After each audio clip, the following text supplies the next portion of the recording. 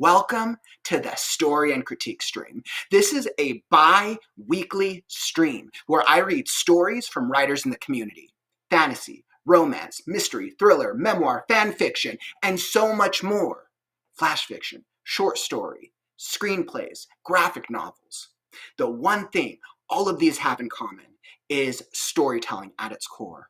Whether you're writing a script or a flash fiction, you have to write a believable character. You have to use world building elements. And you have to make sure your plot is engaging so that way your readers are emotionally invested.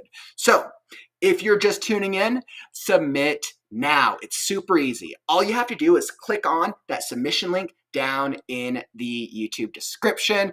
We accept all styles, like I said. Whether it gets read on this one or the next one, it will always get queued up for the future. And by the way, for all of our new writers in the community, welcome. I'm Kauffman, daily writing streamer, fantasy author, and I am so excited to be able to get into these stories. So I don't read any of the stories beforehand to create a cold reading experience. Out of the 200 plus stories that I've critiqued so far, I think I've gotten a pretty good hang of it. I'm trying to give you positive and constructive feedback. So once you've submitted, all you'll have to do is you'll fill out a couple questions. You'll go to that link, which is down in the YouTube description, and I will drop it in the chat for anyone who is not on YouTube.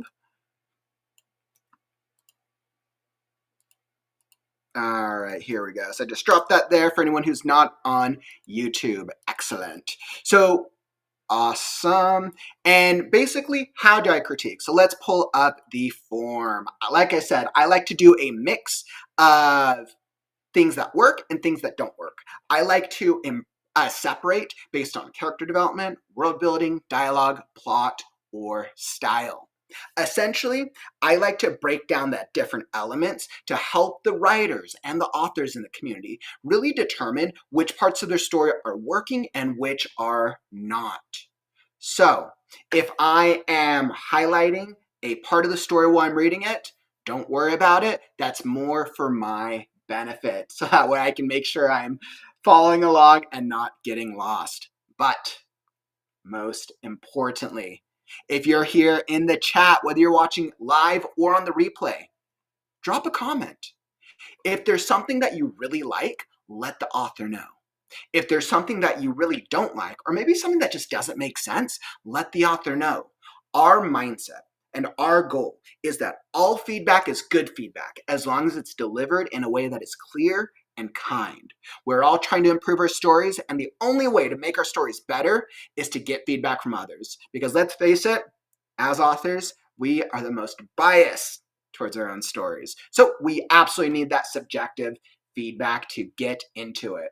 Okay, so I am all ready. We're going to be hopping into the first one. And this is a brand new author in the community. Always glad to have you. We're going to be reading The Fall of Dragonfall. So let me pull it up. Give me just a moment. And we'll get this one queued up here.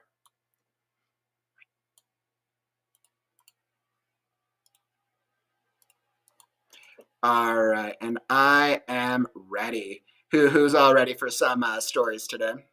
All right. Perfect, and we are golden.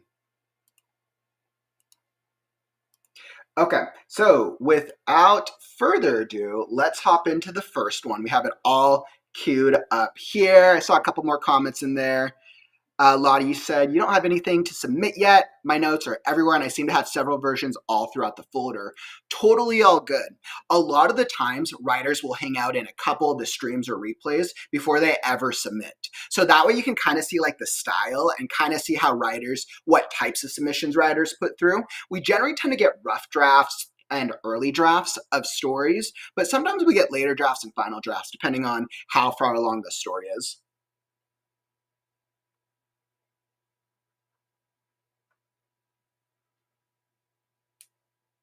All right, and let's see, content warning. We got some harsh language, diminutive demon.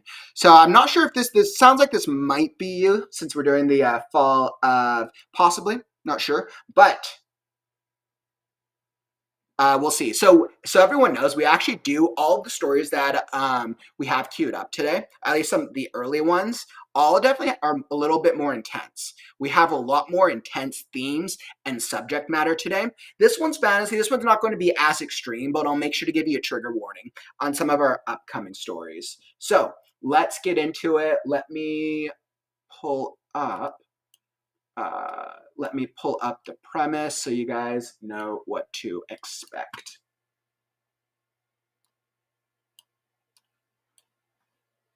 All right, here we go. So, and I am all queued up.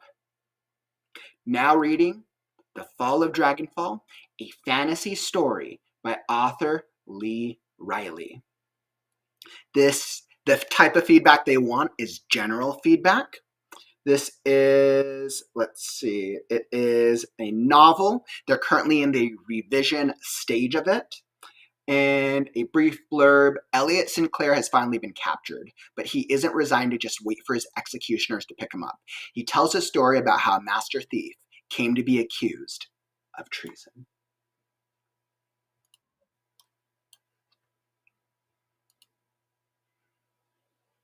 Captain Stephen Thermista shoved a shackled man onto a stump in front of a warm fire. Elliot Sinclair, wanted for treason, was finally in their custody. But the captain couldn't put his finger on why his bounty was so high, yet no one chased after him.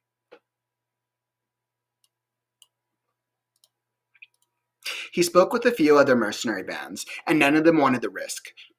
Someone worth 200,000 gold coins and an estate on Dragonfall meant potential death, and more than likely, no reward.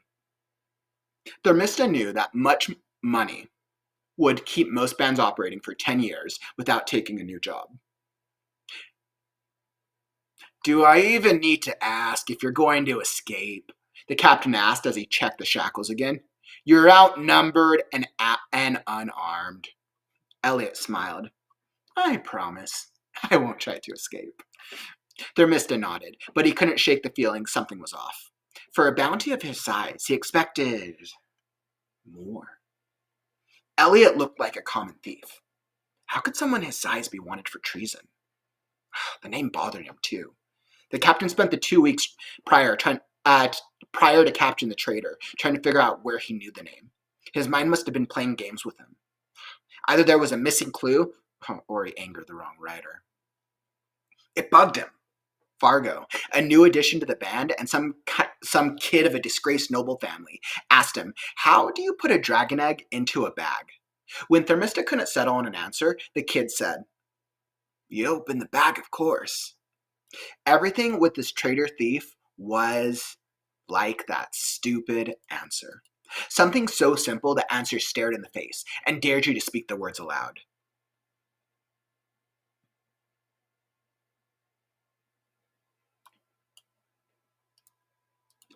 Duff, if you would be so kind, can the prisoner a bowl? It's too cold for any of us not to have a warm soup in our stomachs. Even a man destined for death should be allowed a last meal. Mr. Sinclair, would you like a coat? The air nipped at everyone's skin. Most of the band sat around the fire, keeping warm. Thermista pulled his cloak tighter around his body. He would eat last. His men and women worked hard to track Sinclair, and they deserved a good meal. People like us don't need cloaks. The prisoner smiled. That was odd. They had nothing in common. More pieces to the puzzle. And that man was far too comfortable.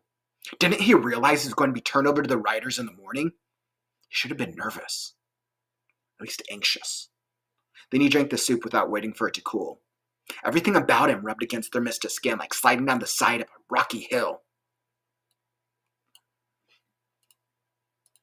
The last of the band joined the two around the fire, some to warm up and others for food. Something gnawed at the back of his mind. Elliot shouldn't be acting like this just at dinner with friends. Thermista reasoned that must be why this man put him on edge. The prisoner simply wasn't acting like a captive. He wanted to knock the man out, but Sinclair spoke. Captain, would you like to hear a story while we wait for the writers to arrive? Mr. Sinclair, nothing you will say can change what will happen. You're far too valuable. Just the Dragonfall estate alone. You must understand. We caught you flat-footed, and that is your fault. Thermista thought about his instincts, about how his instincts seemed to speak to him 2 hours ago when they captured Elliot Sinclair. But now, that usually quiet instinct had returned to its silence. That voice confirmed his decision-making during the capture. And now that it was quiet again, he missed it. I would never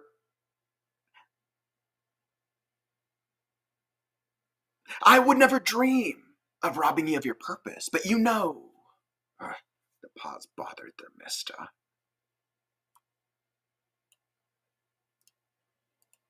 It's a simple way to pass the time.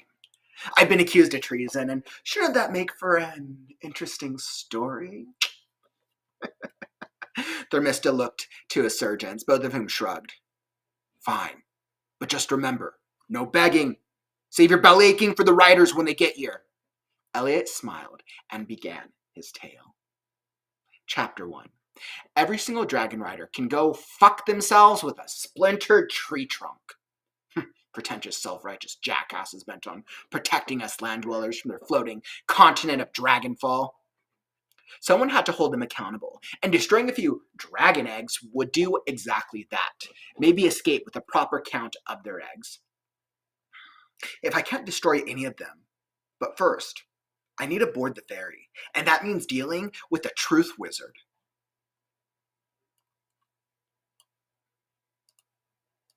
Something to know about me. I'm a master thief, and I want to be on the carriage to the floating continent. If I look too needy, the wizard will get suspicious. Name?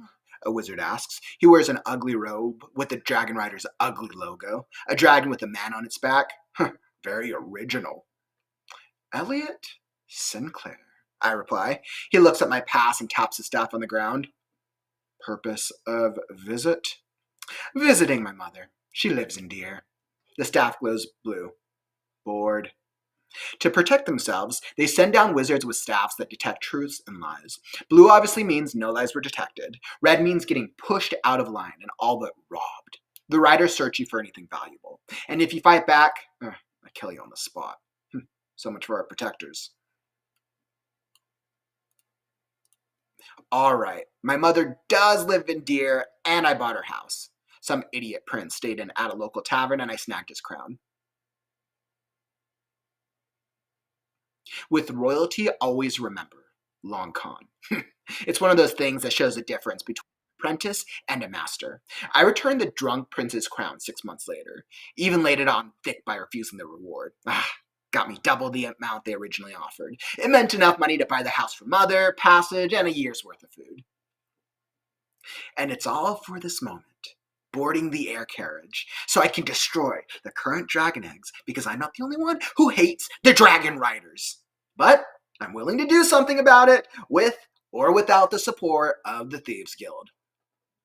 The riders did nothing and took a lot. Dragons were ravenous, and no one outside the riders knew why. Yeah, they are thousands of pounds of lying lizards, but it shouldn't take that much to feed their forces. It's a simple answer. They're lazy, and they don't want to leave their ivory towers. You see, you can't just go to Dragonfall. Even if you can afford the ferry to the floating continent, you still need to have the money to get around.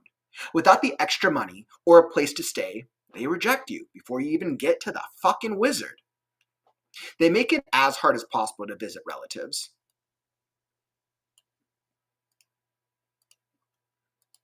Much less move. So, all I can afford is steerage. They didn't search any of us. Almost everyone in steerage has little more than the clothes on their backs. If you listen closely, most of them are going up on work permits, bound into service to one of the dragon riders or lords. Fuck them floaters and the riders that protect them. Hopefully, with great effort, dragons lift the chains connecting to the carriage. The burst of motion is enough that no one is able to maintain their balance when the carriage shakes. Well, that isn't exactly true. I have 2 and 3 others. One is a fellow thief from the city of Solace. The other 2, I don't know. The woman with the look of an alchemist, a square backpack and the sounds of clinking glass bottles. The man standing next to her must be her bodyguard. 2 swords on his hips and a shield on his back. His head has those tattoos mercenaries use to determine rank and deeds. If I know the tats well enough. He is a sergeant in Sax Village. Once the carriage settles, everyone stands up properly again. The dragons take 12 hours to get us from the surface to Dragonfall.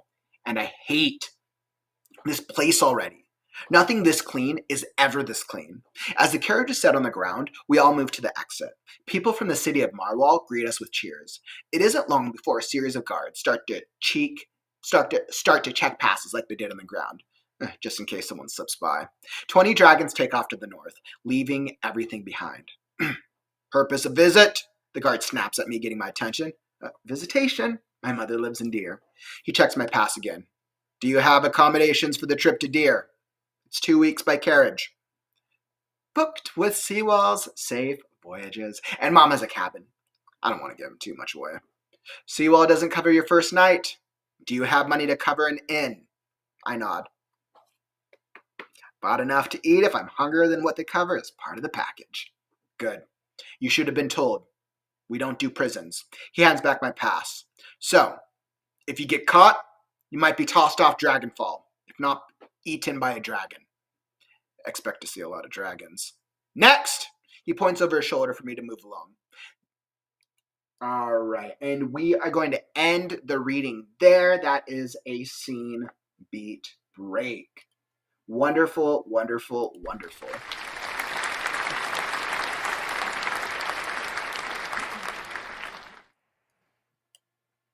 Wow. Oh my goodness. I loved the characterization.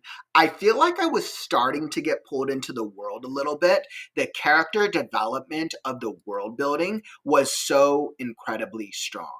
You did a very great job. The author did such a great job, Lee, of developing your characters. I felt like by the time I got, and I think my guess is we were probably either a quarter or halfway through the first chapter, maybe, depending on how far we were. But I feel like I had a good sense of who our main character was, and that was in the course of a 10-minute reading. So you did a really good job of establishing your MC. Now, the first part, I totally understand why you did that, because that's the prologue. That opening was a prologue, which is really establishing why the rest of the story is going to be told in the back, the not the present tense, I'm like, word for it. But overall, very, very good. I almost wonder if that first chapter, let's see, did you frame it as a chapter or did you frame it as a prologue? I forgot how you framed it. You framed it as, you just said introduction. You could probably get away with that first part being chapter 1, in all honesty. Because I would argue that even though the present moment is him telling the tale of how he got there, I would argue that that still is the beginning of the story. I think a prologue would be more if it was something set outside of the story. That the reader needs to know about the world or about what's going on. I would argue that the prologue is chapter 1. And you see this in movies, you see this in books all the time, where it's like, it starts, so you probably started at the mid, you either start at the end of Act 1 or at the midpoint, because it feels like there's still not too many crazy things have happened yet. So you probably started at either end of Act 1 or midpoint, and then you're basically like, okay, well, now I'm going to tell you how we got here. So I would say that is still chapter 1. Mm-hmm. Introduction, interludes, and conclusion. Yes. So that would be my first recommendation. I would reframe to chapter 1 more than anything. I was like, is that subjective? I think it's because it feels more like it's the beginning of the story than a separate part of it. Even though you're doing a time jump, I feel like it's super clear that they're going back in time to tell us how they got there. So I didn't feel confused at all. Awesome. And then, yeah, oh my God, the character was awesome. I felt like I was so pulled into it. All right, let's get into it. Let me see what I got for you. So once again, you did some really great things. Elliot Sinclair, wanted for treason, was finally in their custody, but the captain couldn't put his finger on why his bounty was so high, yet no one chased after him.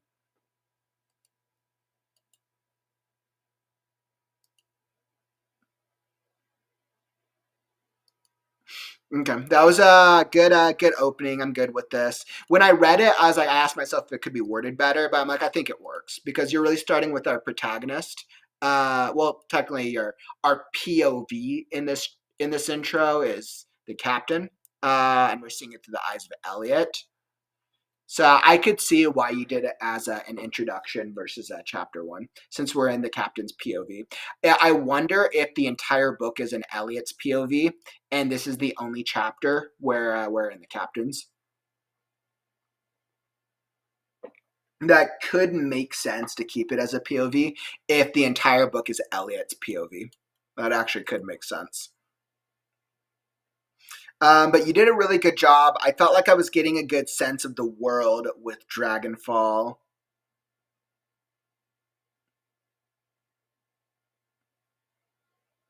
And I think you set up both of our. So obviously, Thermista is our POV character. Captain Stephen Thermista is our POV character. And you do a good job of setting up his anxiety and like that feeling that something is wrong. I think like, and this is still, you're still in the revision. So I think like in moments like this, you probably could, if you wanted to foreshadow a little bit more, you probably could cut back on like some of this, cut back on a little wordiness. But overall, I feel like it's in a really good state. Overall, it's definitely in a great place. Bugged him. Fargo, new addition to the band. Oh, and this was just me being an editor. Thermista couldn't send out an answer, the kid said. So technically, this is the present moment right now. Unless the kid is there in the present moment saying you open the bag, because he's basically recounting a story. You would go not quotation marks. You would go apostrophes. Yeah, so you would go apostrophes here, or you could do italics as well, depending on your style. But yeah, you would go an apostrophe since the kid is not actively in the scene speaking. But this is a good setup, right? So this is why like you lead into this, and then this is really well done. How he feels about this thief and how something is wrong. And I think this was just a miss word. I think we were just missing a word here. Like, can you give the prisoner a bowl?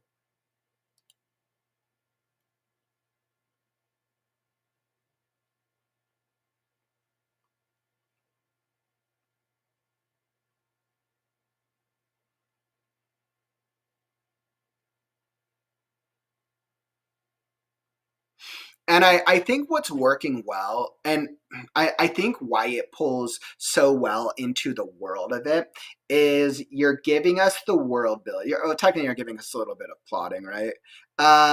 More pieces of the puzzle, and that man was so too comfortable. Didn't he realize he was going to be turned over to the writers in the morning, right? So this is a little bit of a plot.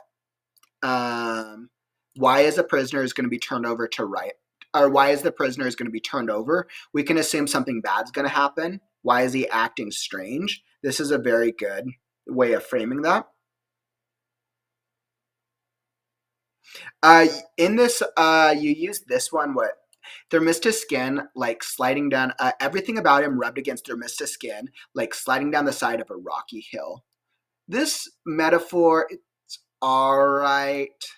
Uh, no, not metaphor, a simile. This one is all right. I like it works. I think you could do better though. I think you could do a better simile that paints a little bit more of a vivid picture. Everything about him rubbed against Thermistus skin, like sliding down the side of a rocky hill. I don't know, but that's just me being a little subjective. I just feel like you could do something that's a little bit more like nails on a chalkboard type thing. Not that specifically, but just something. That would be mine.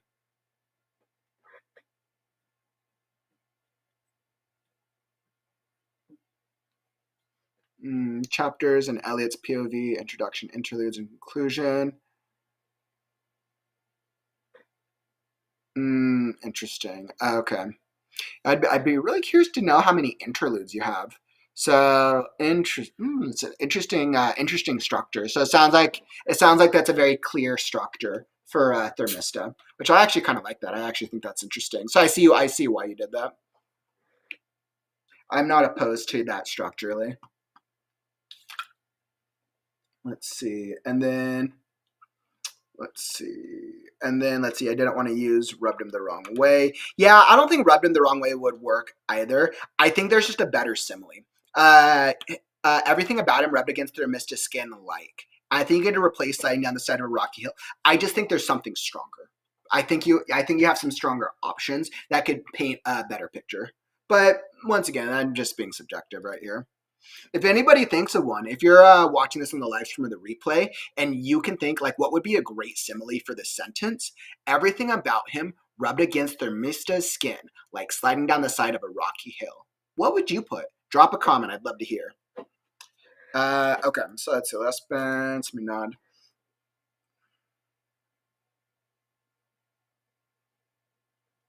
And this is good. Like I love this so much because this paints such a clear, interesting depiction of Mr. Sinclair.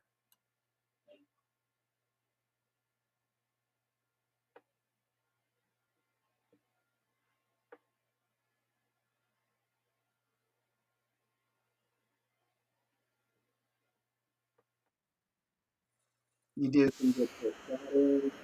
And now the reader wants to know, okay, just the Dragonfall stay alone. You must understand we caught you flat-footed. Interesting. And that is your fault.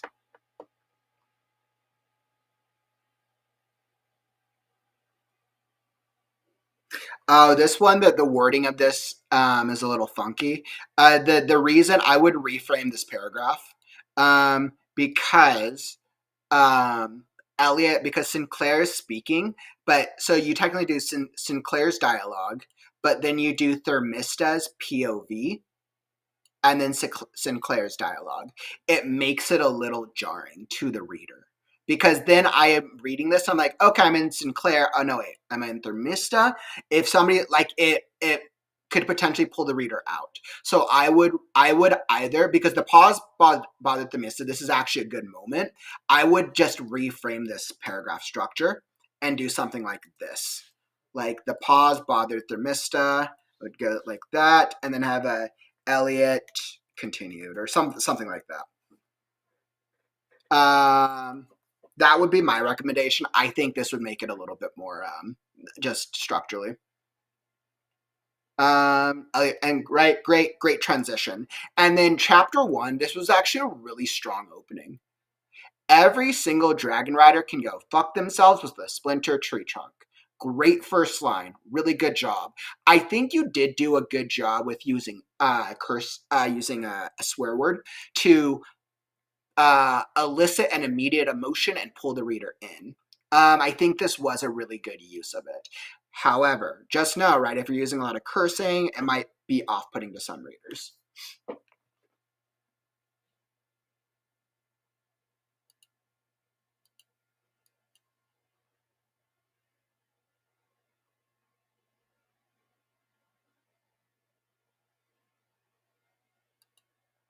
I like, yeah. So once again, this is a great opening. That's a great opening 2 paragraphs of the chapter. And then we get this about Elliot, Master Thief, good. I actually like the world building you did here. I thought the world building you did here was fun with the wizard. And I think because Elliot has such like a comical look on the way the world is around him, everything he interacts with is very interesting. It's very, very interesting.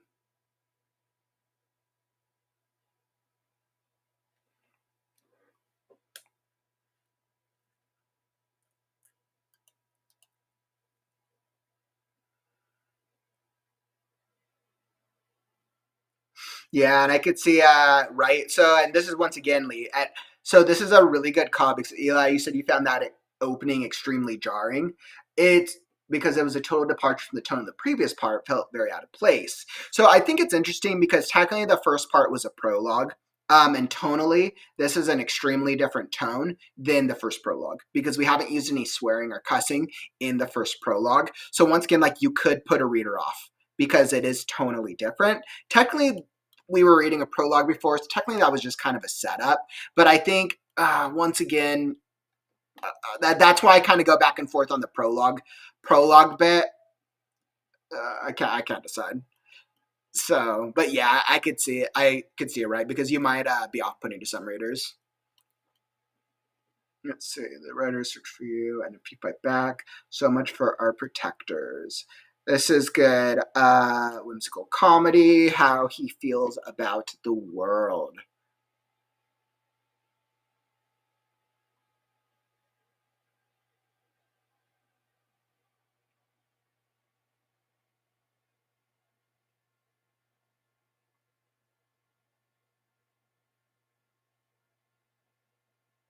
And then we're just setting up all like the consistency, where we're setting up the plot and what's going on.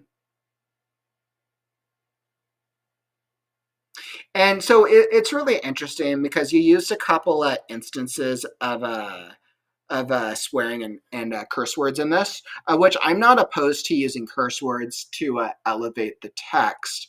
I think this instance of it, it's not as effective. Without the extra money or a place to stay, they reject you before you even get to the fucking wizard. This is one where, let's say, like, we took it out. The extra money or a place to stay, they reject you before you even get to the wizard. I would rather, instead of you using an F-bomb there, I would rather that you use some type of like simile, metaphor, description that would paint a better description. Because so far, Sinclair has a lot of comedic takes on everything, and I think that would pull the reader in to that moment a little better.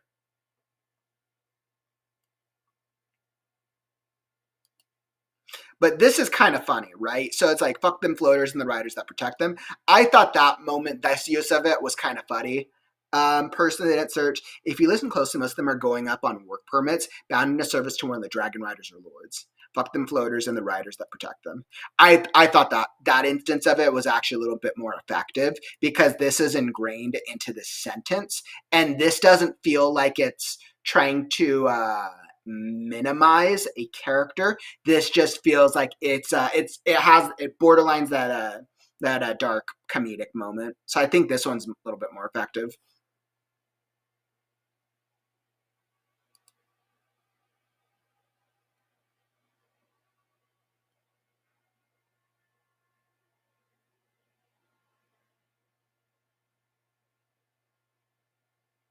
All right. And then that was the breaking point. So once again, really, really great work, Lee. That is all that I got for you.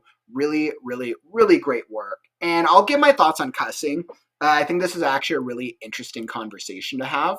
But Lee, you did a really good job on that. I really, really enjoyed reading that. And definitely, absolutely feel free to submit more or submit revised versions in the future.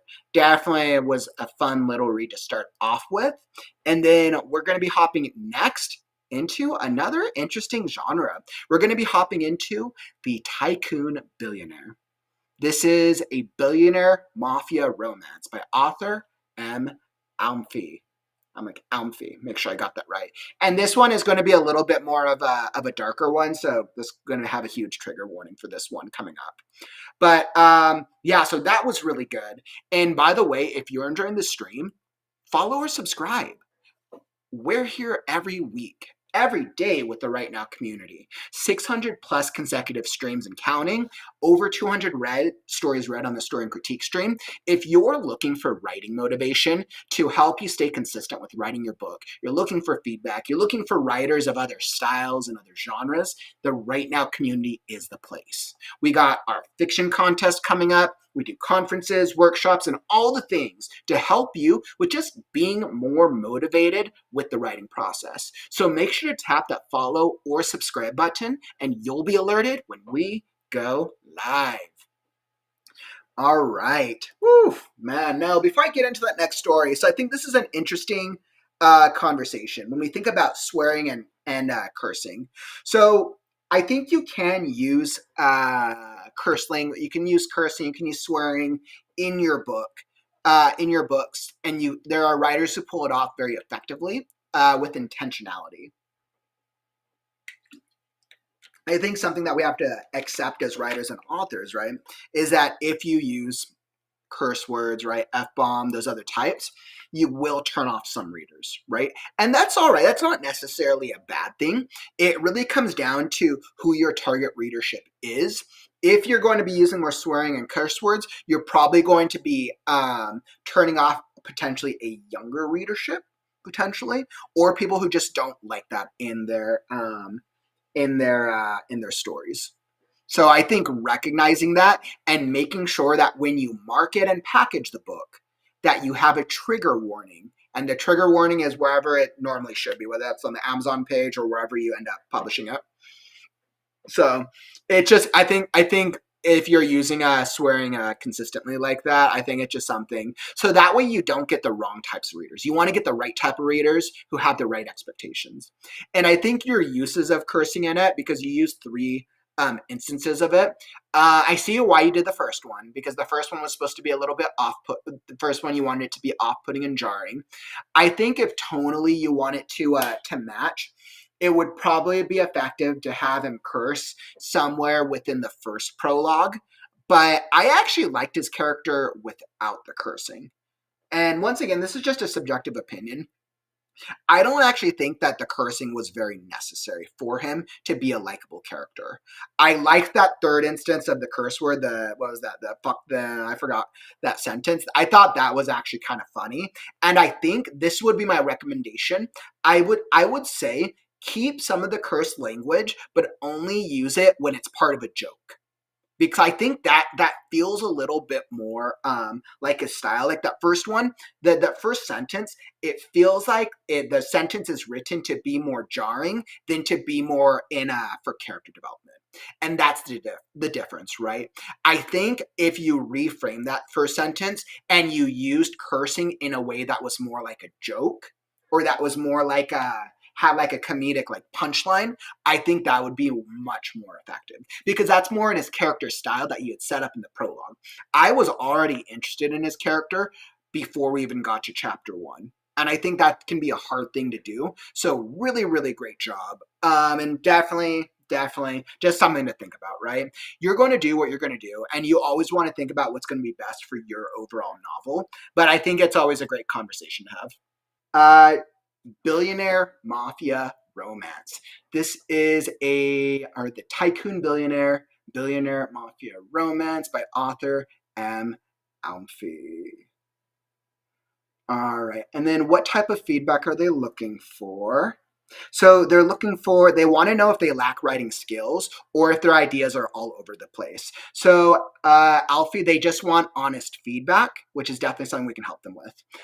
They said it's a mafia novel, mafia-based novel which centers around the life of Chris and Riem, and this is a first draft. So we're not going to focus on grammar. We're not going to focus on things if there's like spelling problems, unless it minimizes readability. We really want to focus on story development and making sure that the characters work, the plot is clear, and the world building is awesome. Okay, so without further ado, let's hop into it. And let's see, I think they gave me a blurb. So I'm going to just skip past the blurb so we can get into the story itself. So they basically they plotted out each of their beats. But I want to get into chapter 1 because they gave me a good amount here. Perfect. This way we'll be able to give them the best feedback.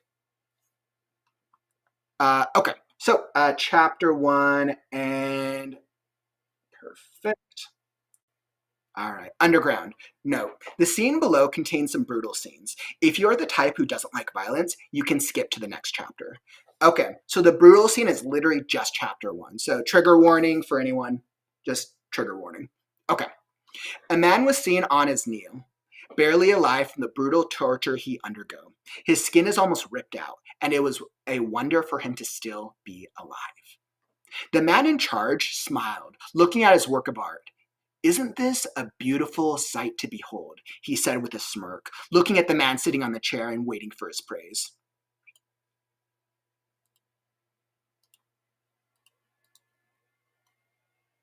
"Has he confessed?" Chris, who was sitting lazily on the chair with his eyes closed, suddenly opened them and stared coldly at James, who dared to interrupt his rest for such stupid reason.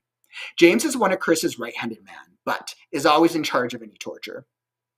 He was only 17 years of age when Chris saved him, and since then treated him as his savior and master. Everyone in the clan knows Chris had a soft spot for James. Most of them said it's because James is an autistic patient, and every time he gets upset, the only person who can calm him down was Chris, else all those prisoners were doomed. He may look like a weakling, and someone who cannot even lift up a bag of bricks. That was James's weapon, which he used whenever his psychopathic self showed up. In other words, stay away from him, because you might never know when all the nuts in his brain let loose. Ouch! You're such a killjoy, boss! At this rate, I don't think he won't want to confess, unless he really wants to use high-quality, brutal method, he sneered with a smug face. The clan members nearby cannot help but feel a shiver run down their spine. Is this brutal enough? Which other high-quality, brutally torture method is he talking about? This guy is truly a psychopath. We surely must not get in the boss's bad book, else we're dead. Without taking him serious, Chris said again, "Let's get started."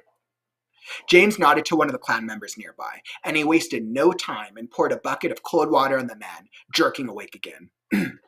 "Are you ready to confess, or should we start over again and go north this time?" James said without any emotion. The playful smirk on his face has disappeared. "Please stop this torture. Ready to talk now," the man said, terrified of James. James smirked. Good. Boss is ready to confess. With a nod, he signaled to him to go ahead. "I was sent by the Black Knights to find out the next mission you're going to so they can intercept and take over the clan. But the truth is that it's just a cover-up.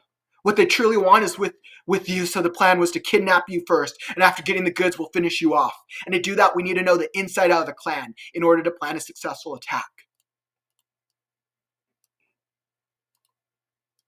Chris suddenly laughed and looked at the spy with a smile that wasn't a smile. "So, dog's got ambitions, huh? Bring in the substances," he suddenly ordered and faced James. "Seems you are going too soft on him." You mean he's lying?"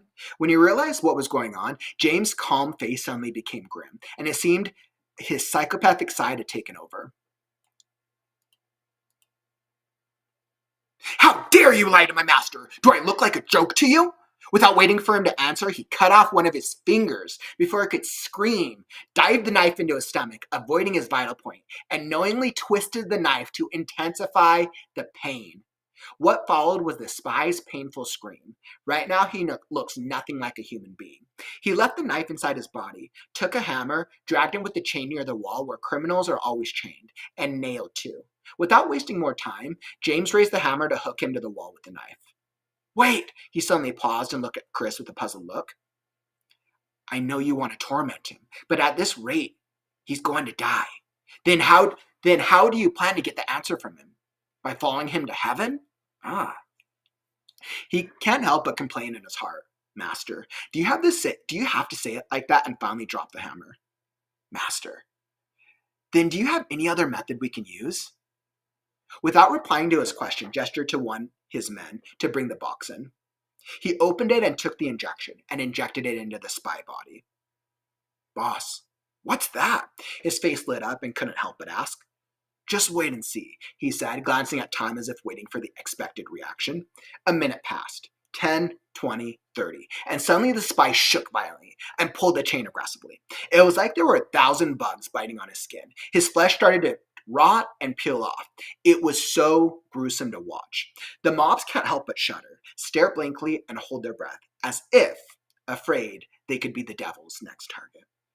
Chris, on the other hand, with his legs crossed, stared blankly at the spy, as if he was watching one boring show, enjoying the show.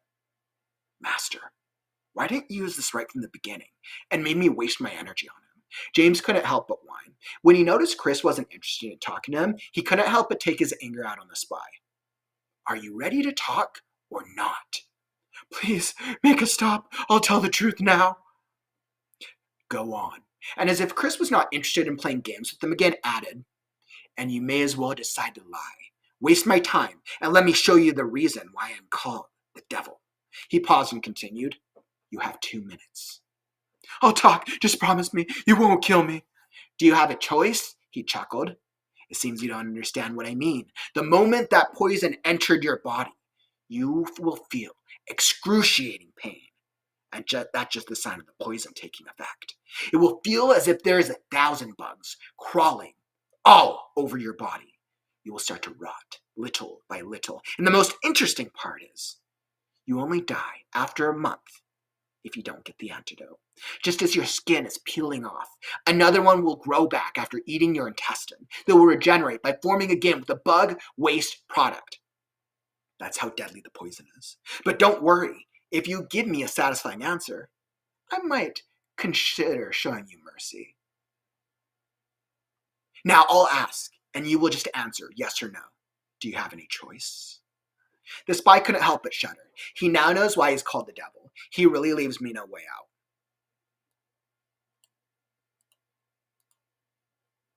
Do you know Prime Minister Ethan? Yes. What's your affiliation?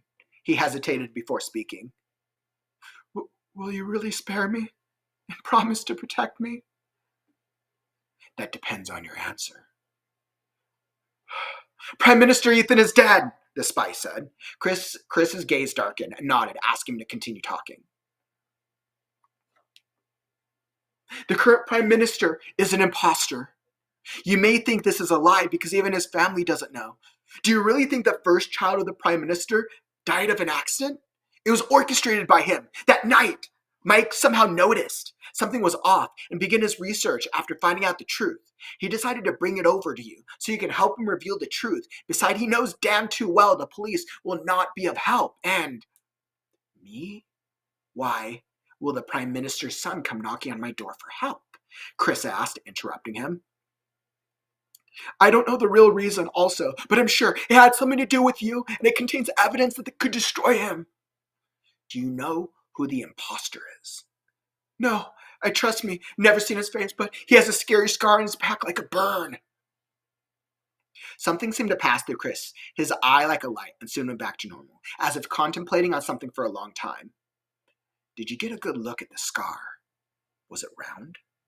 No, at that time I happened to steal a glance at him when he was changing his clothes and putting on the disguise. The spy said seriously, as if he was trying to recall something. So, why did you sneak into my clan? Chris finally asked why he tried to cross his border. You should have heard that Colt Miller is coming into the country in a few days. And? I was told to steal the confidential document and leave evidence behind that led to the Prime Minister's death. No one knows this, but Mr. Colt is actually Prime Minister Ethan's half-brother on the surface. They might not get along, but he sure takes the word family seriously. So knowing Mr. Colt's attitude so well, he was sure to take revenge on you while he was busy with you. He will take advantage of that and destroy his clan. It is like killing 2 birds with 1 stone. Master, it seems this imposter has a personal grudge with you, else you won't go this far just to take you down. James muttered with a hint of confusion laced in his voice. This matter really seems a bit tricky, keeping him alive. For now. Chris finally stood up and turned to leave the torture room before the spy shouted. You promised to free me after this. Chris paused, his back to the man. Did I?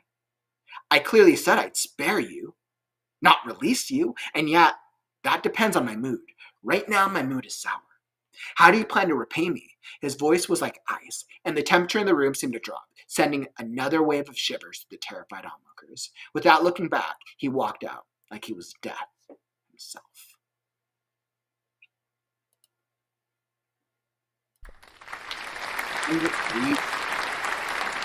Wow. Oh my goodness. That chapter was intense.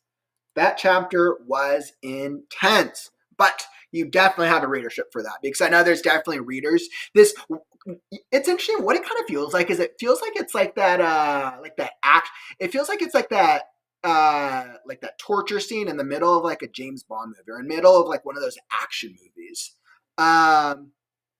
I feel like you definitely captured the vibe of it. I felt like I was definitely pulled. I felt like there was definitely a back and forth between the two characters. I was like, I definitely did not want to be tortured by whatever that poison. It was interesting. The description you used for that poison was interesting. I'm like, that's you did a good job describing it. I know nothing about poison, so I was like, I don't know. As a general reader, I was like, I don't know. Maybe that's true. To me, I was like, maybe it is. I don't know. Sounds like that could be true. Kind of hard to say. But that was definitely really really creepy. And I think, especially when you trigger warning stuff correctly, you will get the right readership for that type of thing. Um, I it I think it's interesting because I think there's a lot going, not a lot. I think there's two big opportunities for it, and there's a couple things that are working. So I think world building wise, you've set up a good sense of this torture sequence between these two characters. And I think you did a really good job of nailing that world building element. I think character development wise, the prisoner definitely fit the prisoner trope. He fit the prisoner stereotype. I kind of was getting some interesting character development from Chris. I want to say Chris was the torturer, but I think the biggest challenge was I feel like we either need more setup or we need to have a better understanding of what's going on, because we basically get thrust into this story, and I felt like I was missing a lot of pieces. And something tells me that like this whole like action sequence is going to be about these two, probably about the two characters. Let's see, what did you say in the blurb? You said the story is about, where was it? Yeah, so it's a mafia-based novel which centers around the life of Chris and Ria. Okay, so yep, so this is really, so Chris is the protagonist. So this chapter is really about setting up Chris as a protagonist. I feel like we learn a lot of backstory in this piece, and there's a couple different ways that it could go, but I think the first thing that you had asked, I know the first thing that, uh, let's see, I want to make sure I have this right. So, Alfie, so I think the first thing that you had asked is, make sure I got the right one. So you want to know if you lack writing skills, or maybe if your idea is all the problem. You just want an honest opinion. First off, you definitely do have some writing skills. So like, once again, don't minimize yourself. The fact that you've structured a narrative, you've structured characters, and you've created a world, you've done some good setup. This is actually like perfect for a rough draft. Sometimes rough drafts are come out and like everything makes sense. Sometimes rough drafts come out and they're just like a bullet point of ideas. So I think as a rough draft, you did a really, really great job. Because once again, we have to set expectations. What is the expectation of the draft that we're on? Rough draft, we got to just make sure we get the story out there and we try to get the characters and we try to get things as close. Your next draft, your goal is going to be to make sure that it's readable and that the storyline and the characters make sense. So these are going to be my recommendations to you. I think we're going to have a style recommendation more in terms of the structuring, and then we're going to have a storytelling recommendation. So in terms of the storytelling recommendation, I would say either set this up with an additional prologue so that we set up the characters first, because I feel like I was kind of like given all this information, but I didn't really know what was going on. And I feel like it was more about it's more about us getting to know Chris. What I might actually do is I might get rid of a lot of that plotting information, and I might pull that into a later chapter, because it feels like the point of this is we want to get to know Chris as a character, and I feel like we started to get a good sense of that. But there was all this extra things about the plot, and the problem is when you put so much in the first prologue, for the first chapter, you're asking your reader to remember like 20 different things. I think by the time we finished that chapter, there was like at least 10 to 20 different pieces of information that I'm trying to remember. And as a reader, that's hard, right? You want your reader to attach to the character first and then give like some like sporadic like plot points or like world building things. But it just felt like a lot. So what I would do is I would in your next draft, I would minimize some of those plot points. And basically a lot of the plot points that were shared was a lot of the prisoner's confession. So I would minimize the prisoner's confession. I think I would actually cut that scene in half. And I think that scene could actually be golden.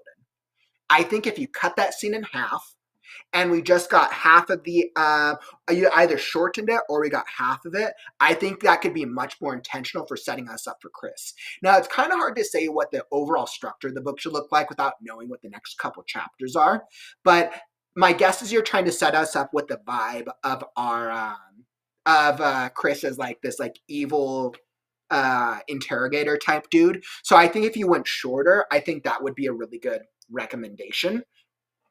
Yeah, and I'm trying to ask myself, like, do you write another chapter? I think you could get away with making this the first chapter. I think you just have to get rid of a lot, or you just have to take away some of this backstory and back information. Otherwise, what'll happen is once the reader starts listening to the confession, they're just going to lose interest because they haven't built up an emotional connection with Chris or the character. Think about anti-heroes, right? Think about on TV shows that come to mind, right? Sopranos, Breaking Bad, Dexter, You. Think about anti-heroes, bad dudes. Why do people like them? Because we form an emotional connection with them.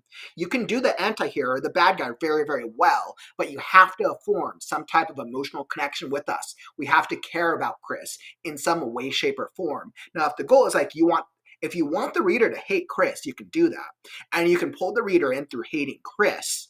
It's just a different type of reading experience. So yeah, but I mean, it's really interesting. Maybe that's a new style. You want the reader to be pulled in because they really hate. They hate, like you're pulling like an antagonist type thing. But you said the story is about Chris. I'm thinking that he's the protagonist, not the antagonist. So that is my guess.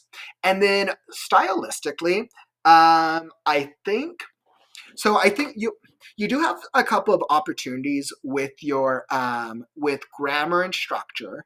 I think in the beginning you do a good job of balancing some of the dialogue with the action.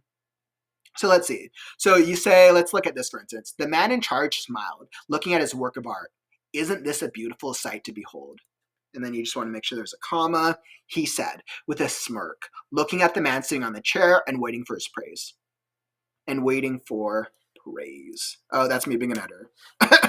Okay, so this works, right? So I'm clear what's going on in this paragraph, right? Where the man in charge smiled. So this is the torture dude, which I think is Chris, I believe, and he's looking at the prisoner. I think this is clear. Once we get a little deeper in the chapter, there's a couple of moments where I'm not quite clear who's talking, and who's where the action is. So what I would do is when you go to revise this, paragraph by paragraph, ask yourself, is it clear who is talking and which action is associated with it? I wouldn't double up actions with different characters in a single paragraph, just while you're trying to get it to that next stage to make it a little easier. That would be my recommendation. I mean, short of like taking it to an editor or getting feedback, that'd be my recommendation if you're revising it yourself.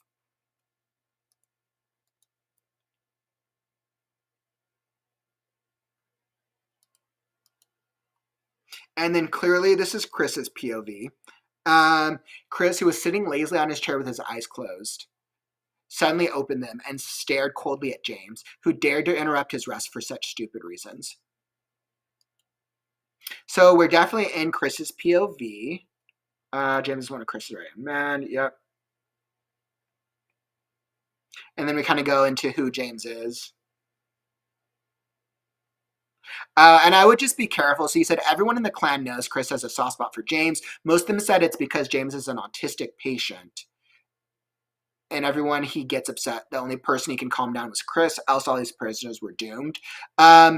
With having if the character is autistic, I would just make sure that you have you get a sensitivity reader at some point. Because people will always feel different ways whenever characters have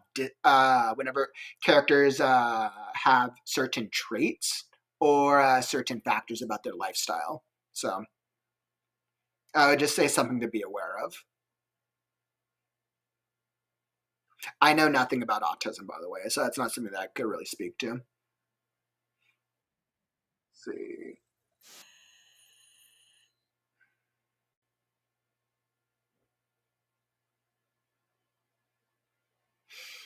Interesting. And I mean, this is some character development. Like, once again, like, there's parts where we can, like, cut down on wordiness. But once again, we're at an early draft, so we're not as worried about the wordiness unless it detracts from the overall readability. So that's what I would say. I would just say make sure that you're kind of clear on who's speaking and who's action, because you do it really well in some spots, but then other spots it kind of like becomes a little iffy. So I'd say next revision, make sure you kind of go paragraph by paragraph, and then once you get into there's some tense issues as well, but tense I would read up on clarify. I would do a read up on an article on clarifying when a character is speaking and using the correct tense. But in all honesty, using tenses, that's like one of like the biggest mistakes most writers make. And then in the dialogue, so once the spy starts speaking and he starts kind of saying like what's going on, I would, let's see, like this for instance. I was told to steal the confidential document. Yeah, so like this, for instance, like because basically you're giving us all this information, right? Um, and if my gut is that the point of this chapter isn't about, I mean, right now the point of the chapter is giving us information, but I feel like the point of the chapter is we want to get connected with Chris. So I would actually like minimize. I would either cut some of this plotting and minimize it, do like a less is more, and ask yourself, is there a way for the character's actions to be able to convey some of this? Can we push some of this plotting into a later chapter? Is this absolutely necessary to know in this first chapter? Yeah, and like long blocks of dialogue. If you're like, hey, you know what? I need this plot point. I need these things to be said. Then what you want to do is you want to break up this dialogue with more action, like you did in the beginning. Like you did some really good action dialogue. You just want to do more of that when there's big chunks like that. So.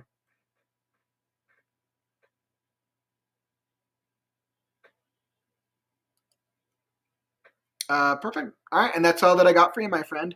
Thank you so much for submitting. And once again, like really, really great work on pushing yourself, because like doing like a torture scene, like that's a hard thing to write.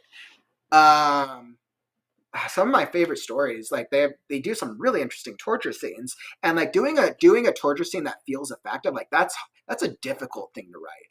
So I would say first off, commend yourself that you're tackling such a difficult type of scene to start your book off with. So yeah, great work. Thanks again for submitting. Feel free to resubmit later parts of your story. Awesome. All right. And then let me hop back into the chat. How are all y'all doing? What do you guys think? Let me hop in here. So I know we definitely had some good things. And let's see. And how are you feeling, chat? I think we got some really, really great feedback from the chat, actually. Yeah, connection. You.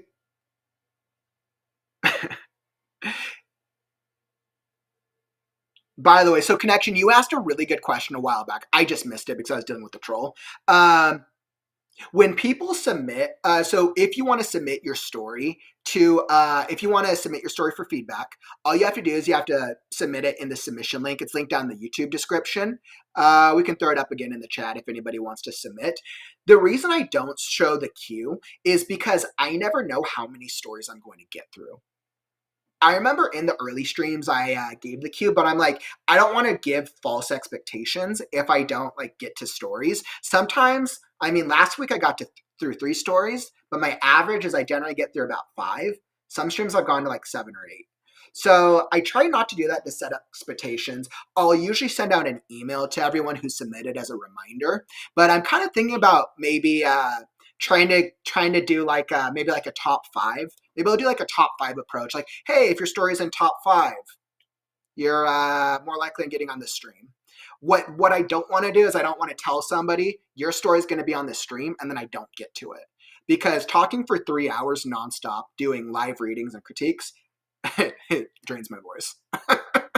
It definitely drains my voice a little bit. Sometimes more than others, especially when I do character voices. And because I don't read most of the stories beforehand, like all the stories I read are cold readings. I don't know what types of character voices I'm doing until I'm in the moment. I feel like that's how it keeps it interesting for me. Oh man. Let's see. What did everyone think of that story? Let's see. Let me catch up on chat a little bit.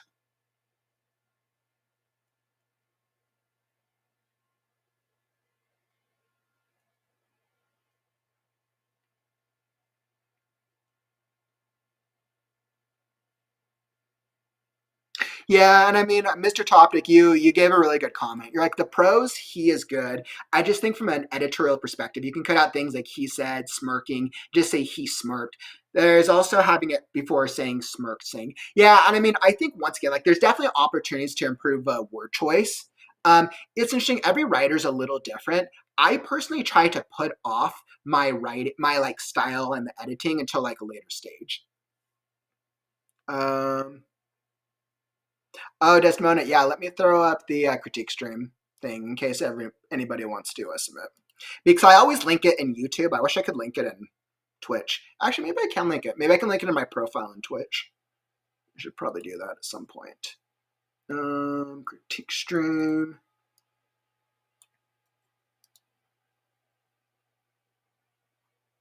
Thank Courtney. Thanks for pushing all that, my friend.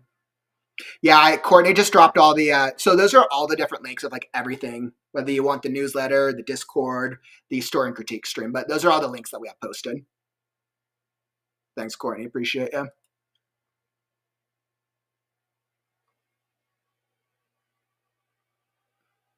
Awesome. And once again, like if you're not part of like the Discord, I highly recommend people should join the Discord. That's kind of where we all congregate and gather in between live streams. Yeah, and I mean this is what's interesting, right? So like that spy, we didn't care about the spy. But Mr. Talk, I think what's interesting is I don't think we're supposed to care about the spy. The way it's framed, I think the goal of it is for us to care and be hating Chris and have no attachment to the spy. It felt like the spy was more for plotting than anything. So I was like, that's why I was like, okay, yeah. I was like, if the writer wants us to care about the spy, then you're right. We need to have setup for the spy and make us care about the spy. But the spy doesn't even have a name, so that makes me think that the spy is more for plotting than anything else. If you want us to care about the spy, the writer could totally do like a paragraph of like the spy, why they were captured with their family. Um,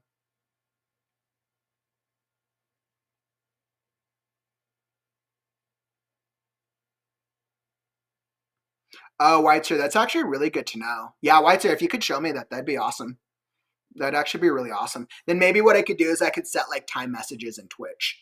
I admit because I always spend so much time in YouTube. When the time that I end up spending on Twitch, I don't get to do as much learning on the platform as I wish I could. But that'd actually be really helpful. Maybe I can get into a cadence of setting that up for the Twitch streams. Nice connection. You're like, writing is my main hobby, with music being my side hobby, but sometimes they switch, honestly. I usually have phases where I really love writing and barely work on music, and sometimes where I just want to do nothing but make work on songs. And I think what's really cool, like, we all have so many different hobbies in life, guys. I stream every single day because writing's my main hobby. Um, but I don't expect writers to show up here every day. I always say like a perfect thing for writers is like show up like 2 to 3 times a week, show up on your like favorite stream days, whether it's critique stream, come do a writing sprint day with us. And I think that's like a good balance for most writers who have like a 9 to 5 job. I think that seems like a healthier balance. Some writers will come hang out with us for a few months and then they dip out. And I mean, I think it really comes down to like what your goal is as a writer, and not just you connection, but people in general. And it just comes down to what your goal is as a writer, and how do you stay consistent with it. That's really what it is. But if the writing goal is like I just want to have fun, then that's awesome. I spent so many years writing just to have fun without having any expectations to publish or do anything.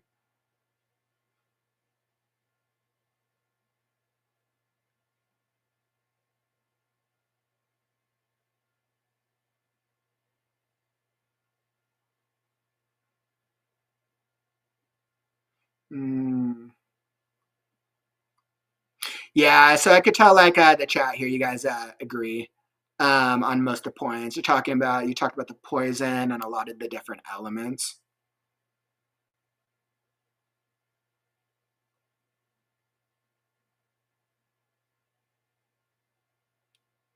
Yeah, there's some really creepy like torture scenes out there. LeMay, I'm not familiar with that one. You said demigods and semidevils. I'm not, but for the author, maybe that's something worth checking out.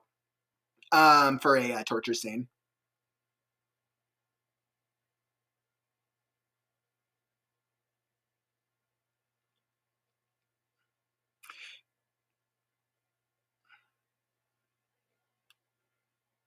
Mm-hmm.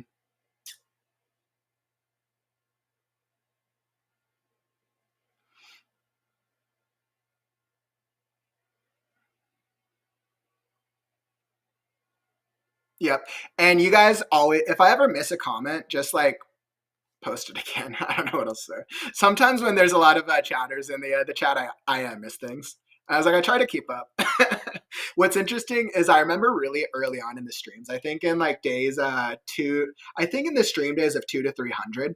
I remember I practiced a lot of things of like, okay, do more comments while I'm doing the critique, or do less comments. And I've always kind of gone back and forth on like what's the right balance. Sometimes I do really well with interweaving people's comments while I'm critiquing, but it really just depends on the story. But I'm like, all right, when I'm pulling a comment that's like over 10 minutes, I'm like, all right, Kauffman, you're definitely behind. Hey, what's up, Neil? I saw you popped in as well.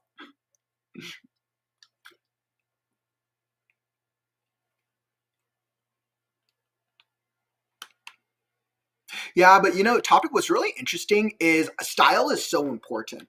But regardless of style, and this is my mindset with it. If the characters and the world and the plot don't make sense, the style's not going to matter. This is why, because like any writer can improve a sentence, they can reframe a sentence and make it sound better over time. And I always try to think like, okay, revise it, improve the story so that way the story makes sense, and then improve the style. But that's just a me thing. I'm like, I think because I would hate for writers to spend time rewording things, restructuring paragraphs for them to then realize, oh, this character doesn't make sense. I have to rewrite it anyways, right? If you read a chapter and the chapter is like gold, it's solid, like, yes, then let's get the style. That's kind of like my take when I think about style personally.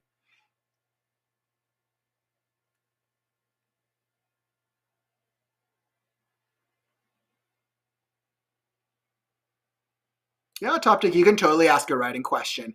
We accept writing questions all the time. Absolutely, my friend.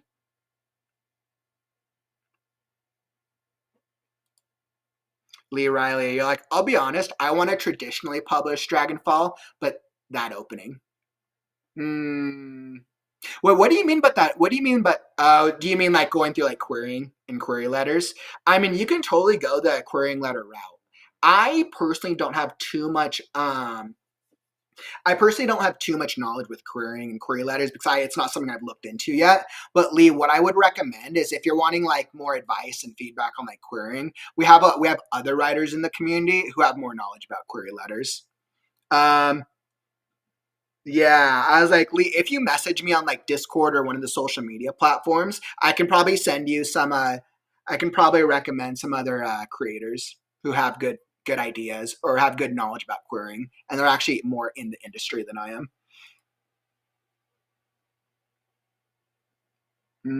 That's interesting. Demigods and Semi-Devils is a Chinese novel that was adapted into movies and TV shows. Yeah, by the way, like Chinese, like a lot of those like horror movies and a lot of like Eastern horror movies, way scarier, by the way. And I'm sure Eastern novels, yeah, there's some horror out there. The hero ran afoul of a poison clan and they fed him a poison that would shred his intestine after 3 days.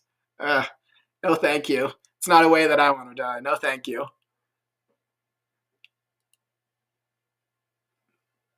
Mm-hmm. Mr. Toptic, this is actually really interesting because I was thinking about M dashes yesterday. I spent a good like hour thinking about this conversation. And this was just me in my own head. I'm like, okay, do I want to be the type of person where I'm like, all right, use M dashes and then people get called out for their stuff being AI? Or do I say I don't use M dashes and then but minimize the text? And I'm like, no, I think I'm just going to use M dashes the same way that I've always used M dashes, sporadically when intended. I think I'm in a very unique position because I've written my entire book online. Like you guys have seen me write my entire book. Clearly I'm not an AI. If I look like an AI, that's something's wrong. I must be really good at something. Um, but I do believe in M dashes. Um, but I think that M dashes can be overused.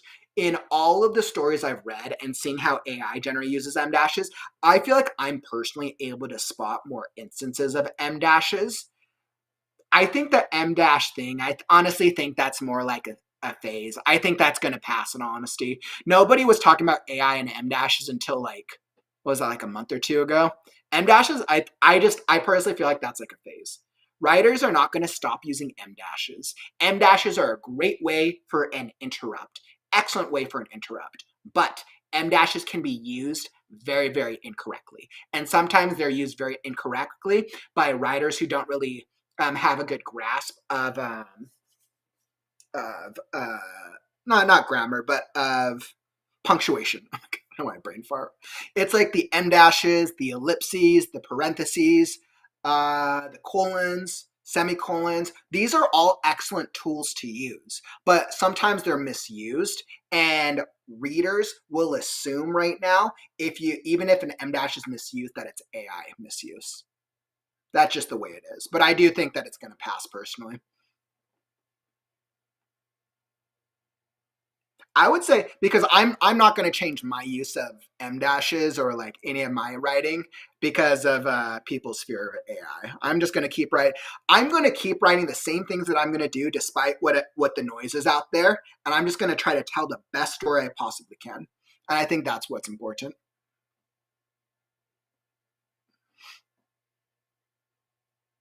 Oh, Lee, you've gotten mixed responses on your opening paragraph. That's interesting. You've gotten mixed responses on it. I on the opening paragraph. I'm curious, Lee, are you talking about the opening paragraph on the prologue or the chapter one? Because I feel like the prologue itself, that first chapter was actually pretty entertaining. I was really pulled in by that first chapter.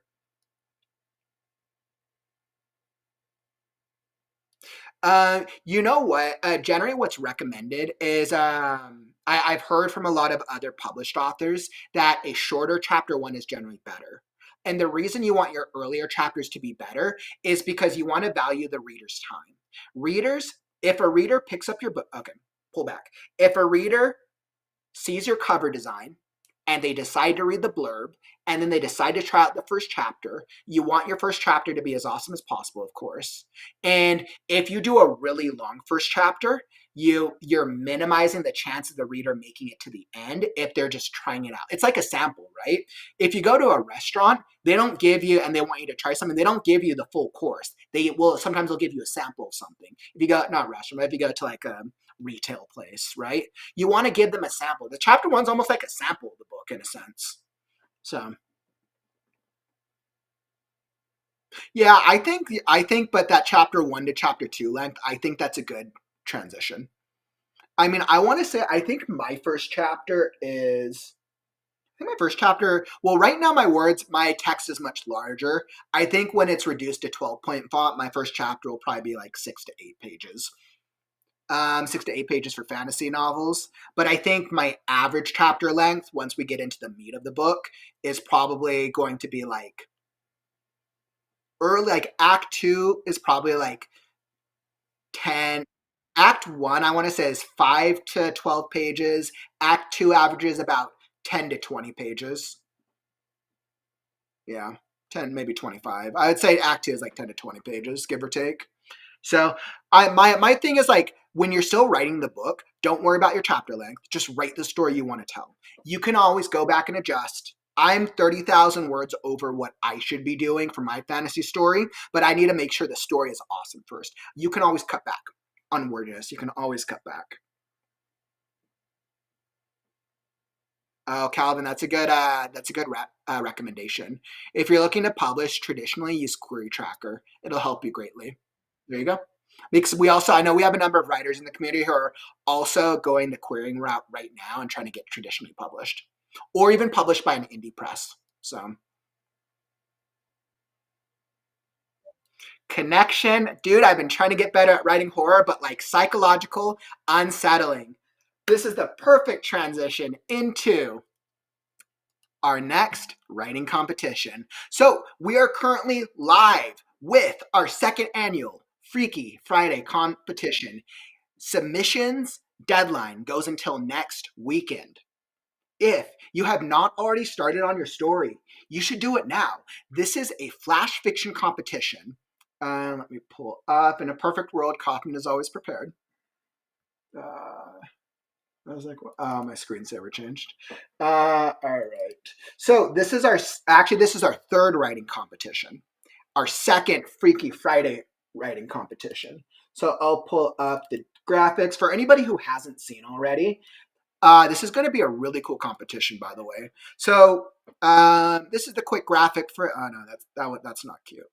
That's not fun. Okay, there we go. So there is the Freaky Friday graphic. This is our flash fiction competition. Basically how it works, you have until next Sunday to submit. It's going to be judged on readability and the genre element. The top 12 writers whose stories are chosen are going to get a published credit. They'll get published in the second annual Freaky Friday Anthology. And oh, it's still packed away because I just moved. Oh, I wish I had it out.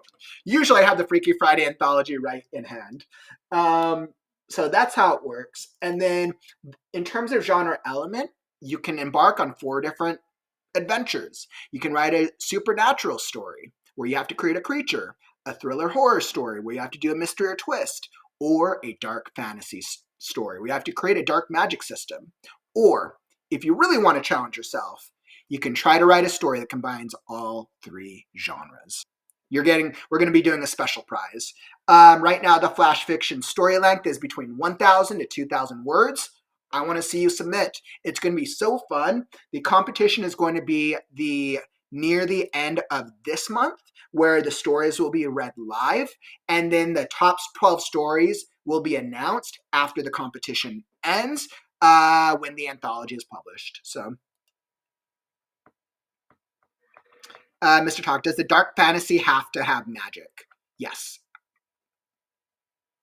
Yes, it does. So so this is the genre element. Dark fantasy does have to have a dark magic system. The reason I did a dark magic system is because we did a fantasy competition back in spring, and I needed to make sure that if I included fantasy, that it was separate enough, because dark fantasy can sometimes be a little subjective tonally, and I think a dark magic system is a clear genre element that can make a dark fantasy story stand out.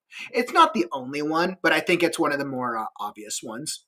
So, but it does have to have a dark magic system if you go dark fantasy.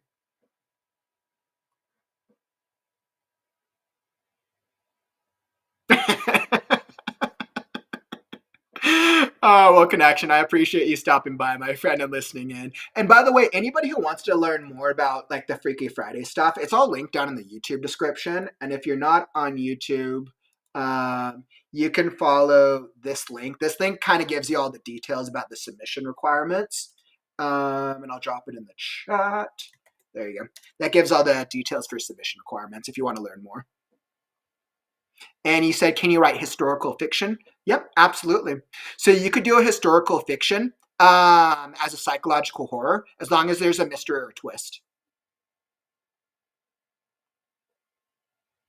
Let me pull up, let me make sure my Discord link.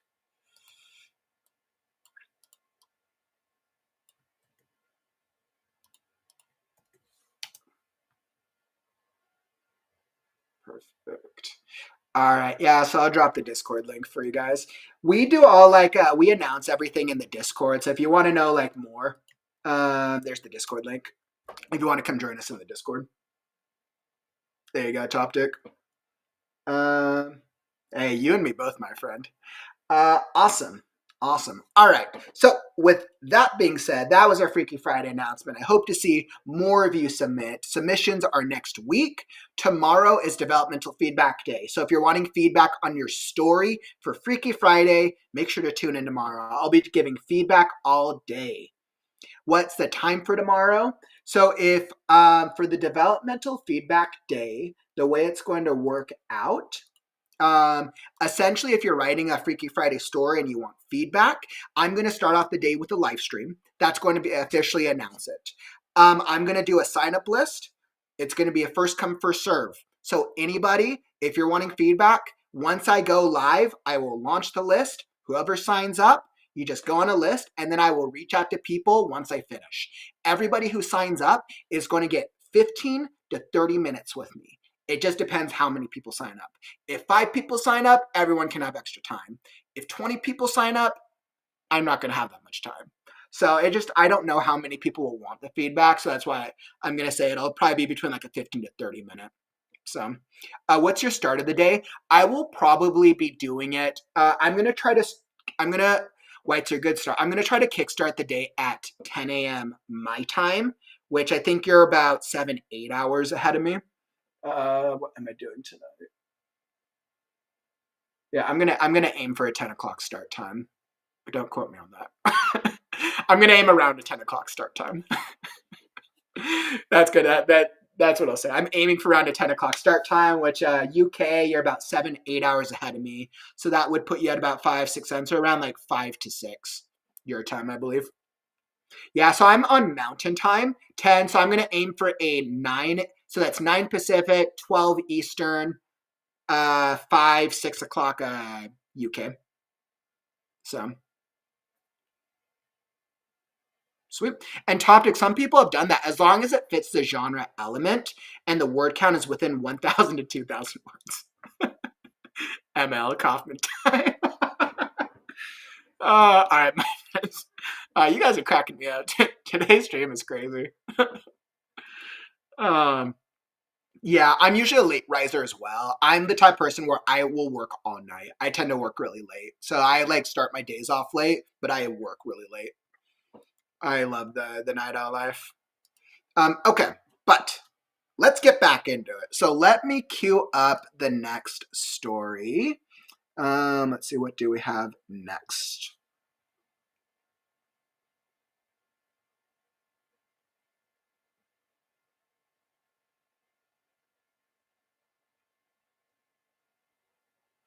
All right, so it looks like we are doing. It looks like we're hopping into a screenplay next. Ooh, we're gonna change of pace. So we're gonna hop into a sci-fi script. So it looks like sci-fi, maybe horror. So we're gonna be hopping into Body Count. This is a sci-fi by author Susan Ruggiero. Let me pull it up, and we are going to hop into it for our next story. Love it. I love that we get a change of structure for this one. So let's hop in. Once again, the stories we've been getting today are definitely on the darker side. But I mean, thematically, we're getting into October, so that actually makes sense. Okay, so we are going into a script, and let me pull it up here so that way I can queue it up for you guys. And let me see what I got for this script. Let's see. Okay. And I think I am on. Interior. Stage, New York City, July 1977. Patricia O'Brien, 21, Miss California, who has a face that you could die from and has one goal in mind: to become Miss America and step out of her mother's famous shadow as a vampire. TV host's daughter. Patricia paces across the stage and heads back to the curtain. The room goes pitch black. Patricia looks around the stage. Hello? Silence. I guess we're done for the day. Screams. What's happening? She takes a few steps back. How am I supposed to see?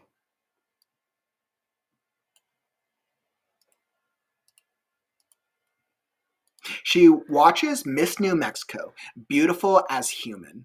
Miss Mexico is now an alien, to be feared. Miss Mexico is bald with a purple birthmark on the left side of her head, pale. Miss New Mexico has bug eyes. Her right hand turns into knives. Miss New Mexico stabs Miss Arizona in the stomach. Miss Arizona falls on the ground in a pool of her own blood. Ugh.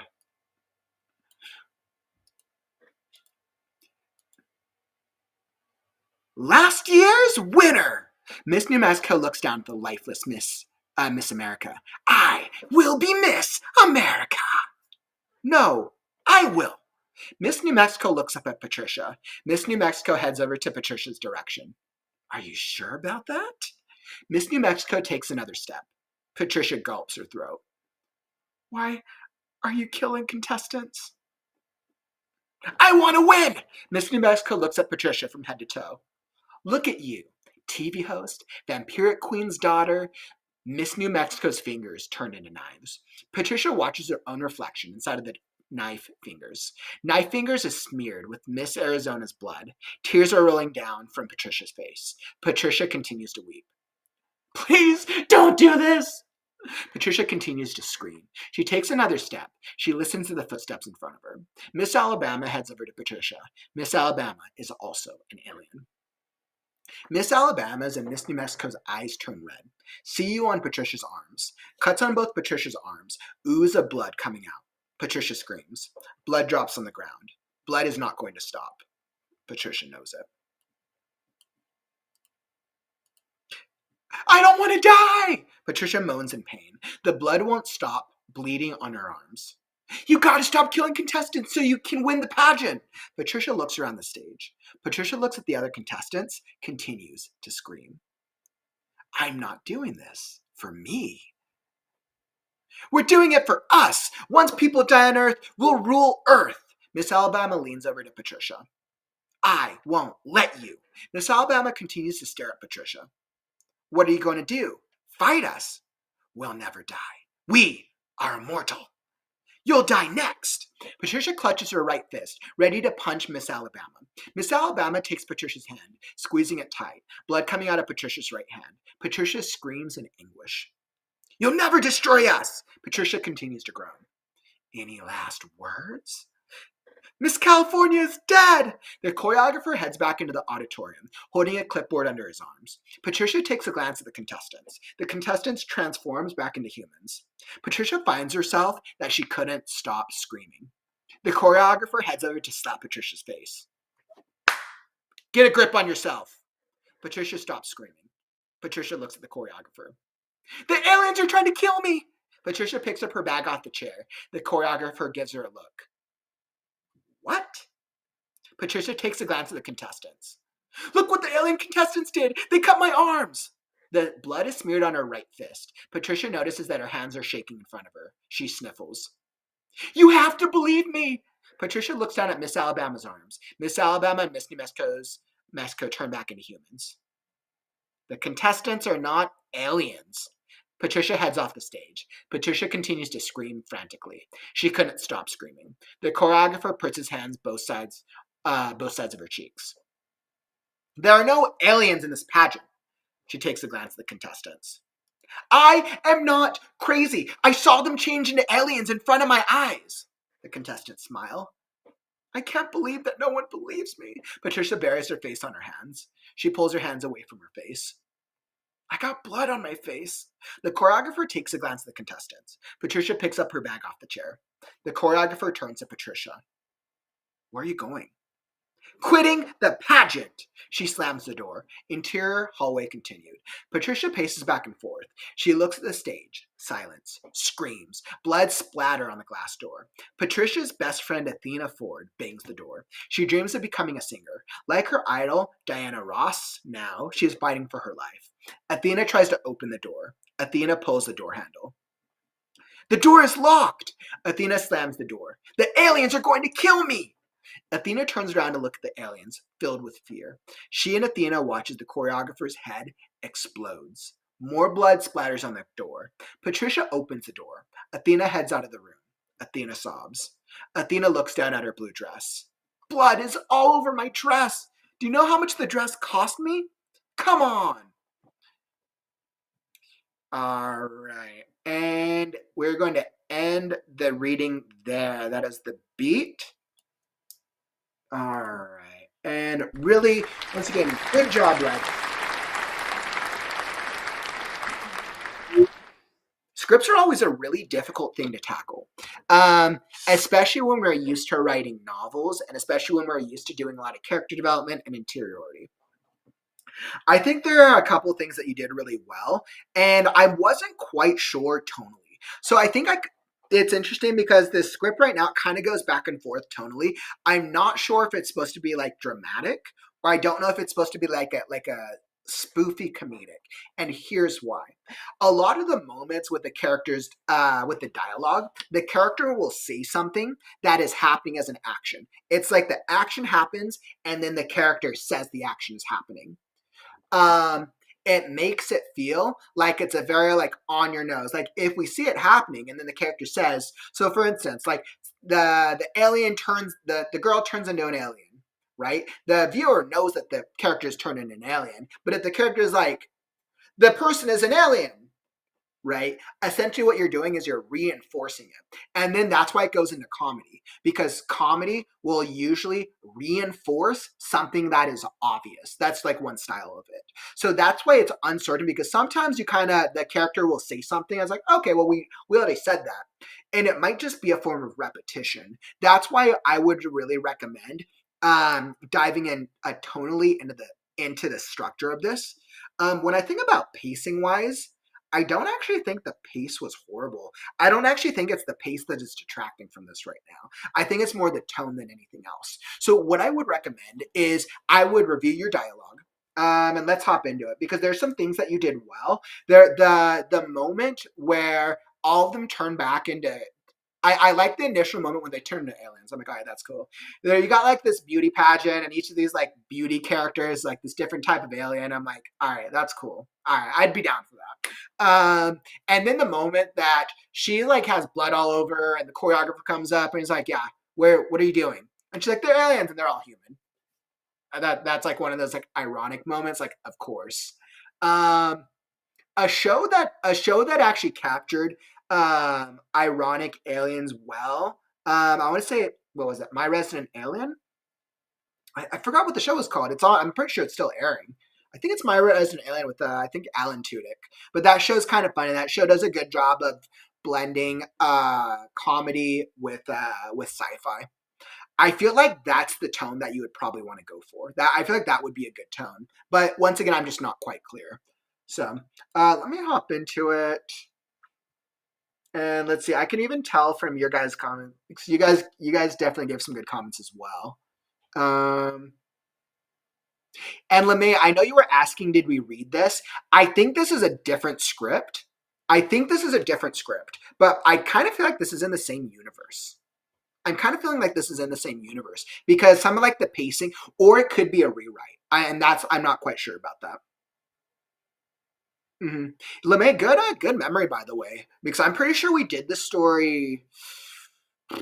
Must have been end of last year, because we haven't touched on. I don't think I've gotten one from this author in a little while. So, but yeah, this is super cool. I always love it when writers resubmit. So that's awesome, because I remember the boyfriend story, and oh, that's right, the super spy story. I think I actually like the super spy story. I actually think of the styles for this writer. I think the Super Spy story is actually my favorite so far. And I think we like that dark humor, right? The dark humor is actually a very interesting style. And I think for you to really be effective with it, I think you have to play into the dark humor more, do less like repetition with dialogue, and just let a lot of the action speak for itself. In all honesty, I think the scene would be incredibly more effective if you cut out like half of the dialogue. I think if you cut out half of the dialogue for this scene, I think the scene would actually be a really strong opener, in all honesty. Let's see. So I'm gonna go here. I guess we're done for the day. Okay, and then there's just a couple opportunities for script screenplay formatting. So anybody who works on a screenplay, or if you're working on a script, maybe for a graphic novel or graphic novel, screenplay, short film, whatever. If you're working on it, it's structured differently. So with screaming, and this could just be because it's put into Google Docs, but if a character is screaming, you want to put it in parentheticals. It's usually right below the name and right above the dialogue. She watches Miss New Mexico 23, Beautiful as Human. You did a good job for Miss New Mexico, but you didn't set up our other characters. Make sure every single character needs to be set up. Every single time a new character is introduced, we need this was good. Capital is the way you're supposed to do it. And then we also need who they are. Beautiful as Human. Perfect. We need it for Miss New America that pops up, and some other characters. So make sure that every new introduction has a setup. Um, and what's interesting is I feel like the repeating of Miss New Mexico here is actually intentional, and I would be fine with that. But I think you should leave it at these 3 lines. Miss New Mexico is now an alien to be feared. Okay. Miss New Mexico is bald with a purple birthmark. You have the description. Miss New Mexico has bug eyes. Her right hand turns into knives. I feel like this was an intentional choice. Like you want us to have this line. I almost feel like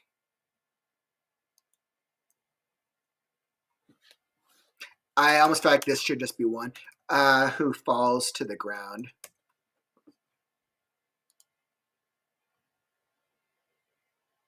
Yeah, so I think if you really wanted to leverage rule of 3s, I think what I would do is I would Miss New Mexico is now an alien to be feared, right? Bald, and I think I would go like that. So that way you can intentionally have this rule of 3s, right? So we have 1 New Miss Mexico moment, 2, 3. Usually you don't want to be so repetitive, but I think you could do rule of 3s, and I think you could actually make that work. And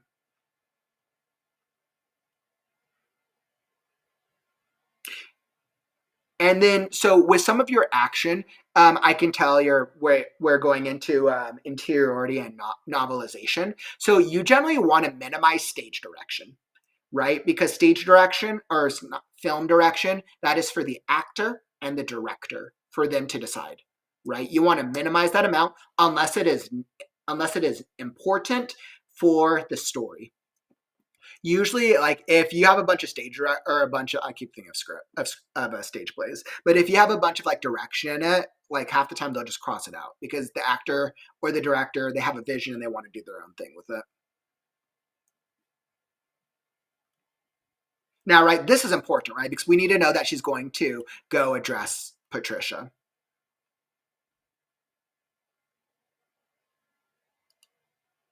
Right, but then this, I wouldn't know if like this is really important. Now I see why you did it because you want to set up and interrupt with an action. But I would almost like get rid of that. And once again, I just think minimizing your dialogue is going to make this opening so much stronger. I feel like there should be like a little bit, and then let us play into the action and let us get into the horror of it. I think would be really fun.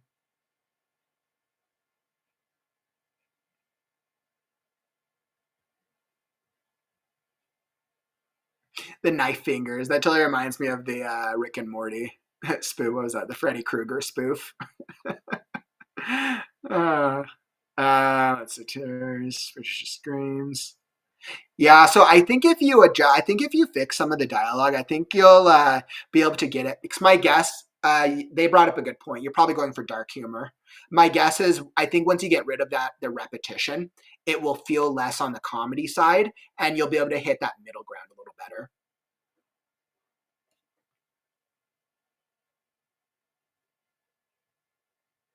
This is a good moment though, when she is basically confronted by the other alien.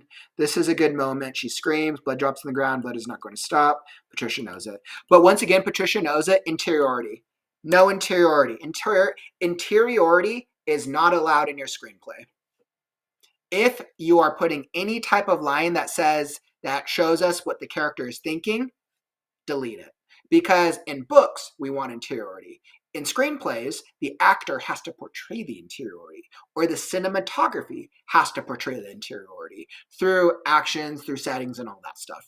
No interiority. That is a clear cut no interiority. You're not allowed to have interiority. So that's not just you. I see it with screenplays all the time. And this happens a lot when writers generally also do novels, and then they're also doing screenplays and they're trying different formats. So I think it's awesome though. I think it's awesome that you do screenplays. I spent many years working on screenplays and I have a lot of fun with them. It's just a different style when you're focusing on the visual.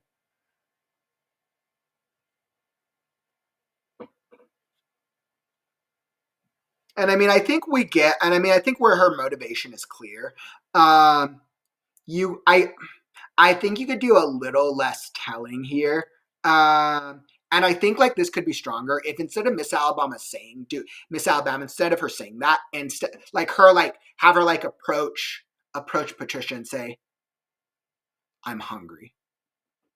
And just something like that. Like sniff her, have Miss Alabama approach her and sniff Patricia and be like, because I'm hungry. Something like that. Like give us a little bit more showing, and I think that would up the creepy and the horror factor of it.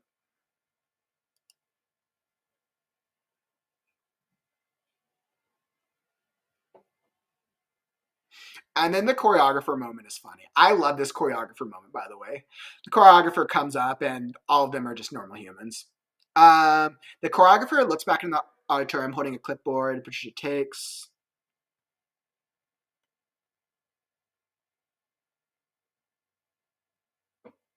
I would, so like you could even clean this up and you can make this very like a straightforward action. The choreographer, and then make sure you have to set up who the choreographer is. So choreographer, age 40, uh, a straight chick, and I think you said they were female, age, whatever, personality, uh, comes back into the auditorium holding a clipboard and slaps Patricia in the face. Because I think we already know Patricia is screaming because you had set it up here. So I don't even think we need that. Get a grip on yourself. Then Patricia screams, the aliens are trying to kill me. What? Patricia takes a glance at the contestants. All of the beauty, all of them are human. You get the same effect, right? So I think that would actually be stronger.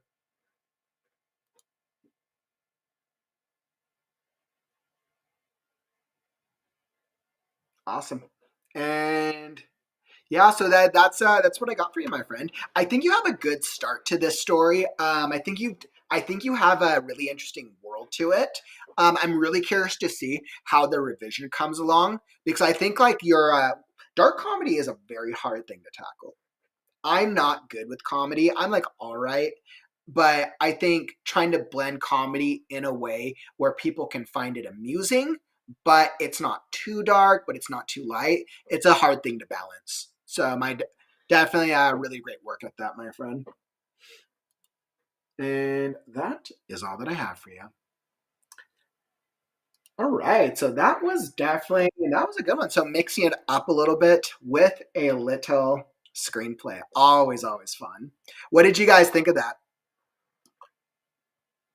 I feel like you guys. Let's see. Let me hop in. Let's see. How are we doing?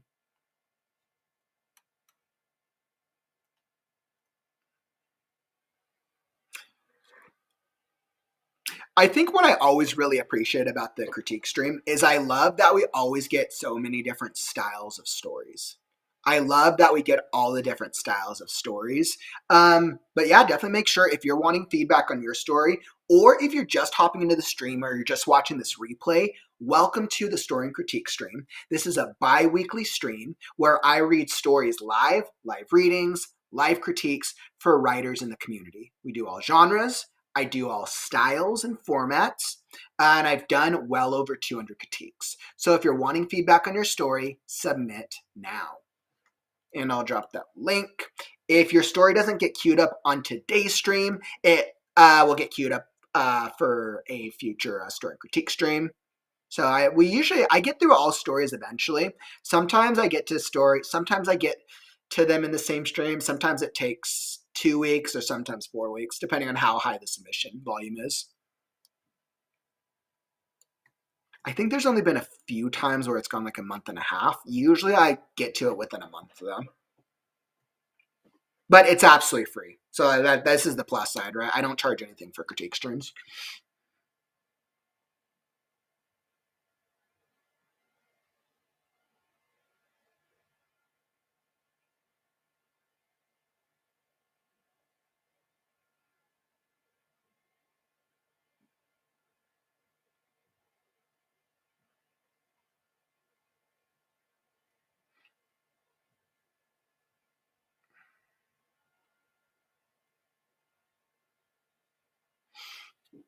All right.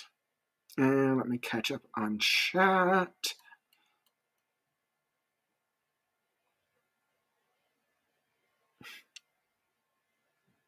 Hopefully, I was able to pull off some of the screenplay, the screenplay characters for you guys. I know it escalated really quickly, but I actually think I liked how it escalated. You could tell it's an opening. You could tell it's supposed to open like that. I actually think I liked the overall vibe of it.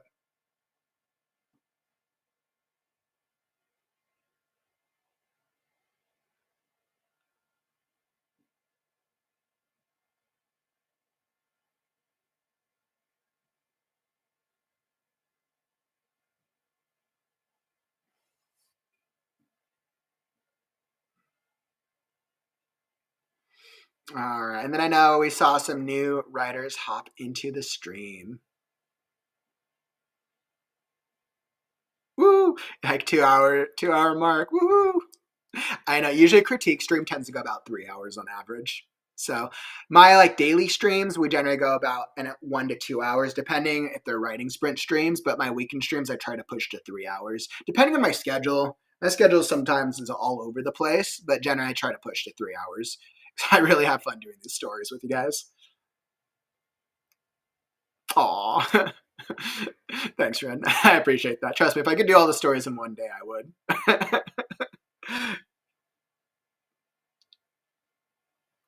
Well, welcome. We welcome all styles of writers in the community, by the way, my friend. We have new writers, moderate, advanced. I've been writing my entire life. We have a lot of new writers in the community. We'd love to hear what type of writing do you want to do, or what type of writing have you started on? We have all genres. We always love hearing. We always love getting new writers in the community because then, with different styles of writers and different genres, we get different types of feedback. We get different types of experience. And whether you're a romance writer, whether you are a thriller horror writer, whether you are a memoir writer, your experience is valid and you bring very great perspective to the conversation.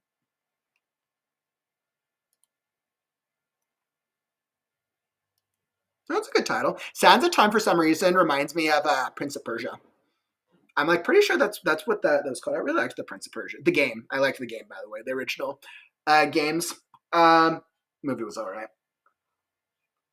But Sands of Time is a good title. I'm curious what genre you're gonna embark into.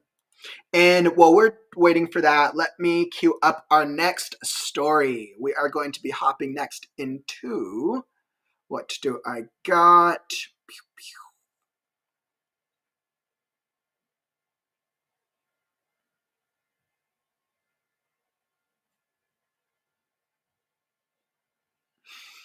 All right, and I think it looks like we're gonna hop into fan fiction this time. So it looks like MyBad. I got you queued up. Next, we're hopping into Toga Rehabilitation. This is a fan fiction by author MyBad.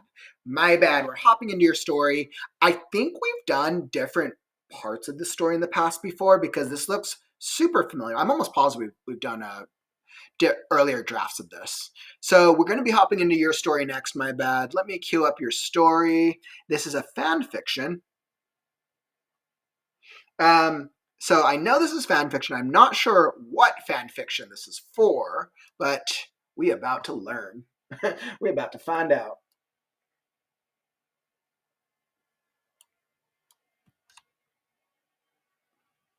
Okay, and this is the one thing that I always have to tell writers with fan fiction. We have a lot of writers who do fanfic.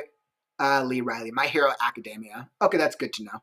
I know nothing about. I've never seen My Hero Academia. Actually, it's one that I want to watch, but I've just one I haven't gotten around to yet.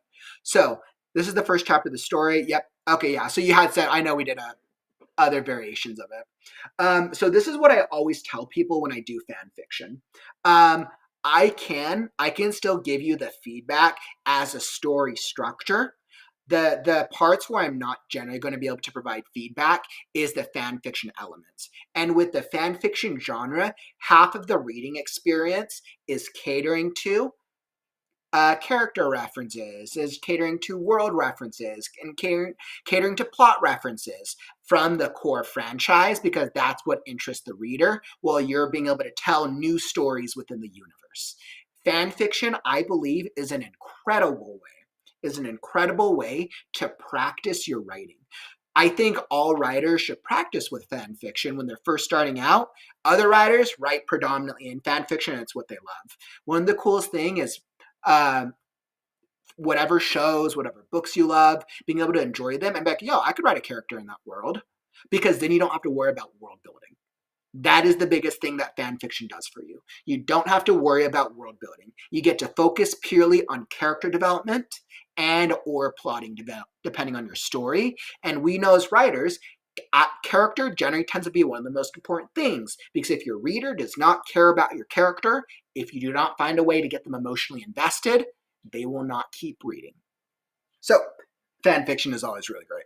So we'll see what we can do. My bad. Like I said, I've never seen My Hero. But I don't know, maybe this will probably get me to want to see it. All right, and by the way, welcome, JM. Welcome. Let's see. So we're going to do fan fiction. And hopefully some of you guys have seen So hopefully some of you guys have seen My Hero Academia. If anybody's seen My Hero Academia, just say aye, and you guys can probably give some good, as fans of the franchise, you guys might be able to give some good feedback, whether you're watching on the live or the replay.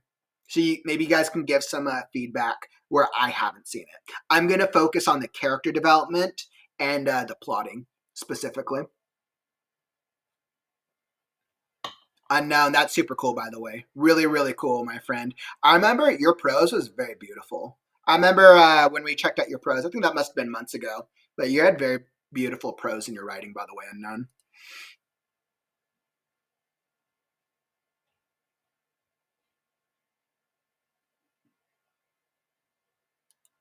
Yeah, random thing. I started writing when I was really young. And I tell this story sometimes because I think it's always really funny.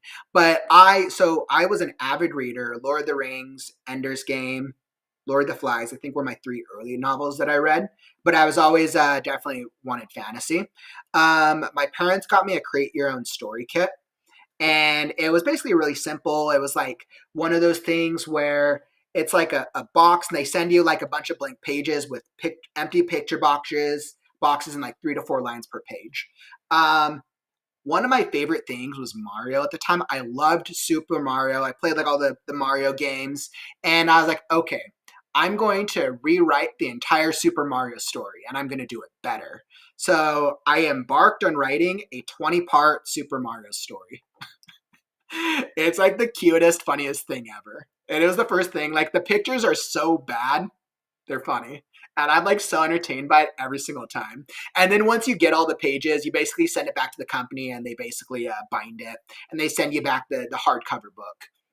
So yeah, I mean, like I said, I started with a 20-part Mario book series. I think I got the first 3 books bound and in actual hardbacks, which I would normally show, but everything's packed away because I just moved. But yeah, it's super cute. That's how I started writing. So I started writing when I was around 7 years old. I'm like, I'm not. I've been writing my entire life. I'm like one of those weirdos who sat in the back of the class writing. So I'd love to hear, how did you start writing? Even if you've just started writing, maybe you're a new writer, or maybe you've been writing for a while. I'd love to hear. How did you start writing? Was it like, did you get inspired by like something you read? Was it something you watched? Did you just want to express yourself? We get so many different reasons for why writers want to read. I'm actually just really curious.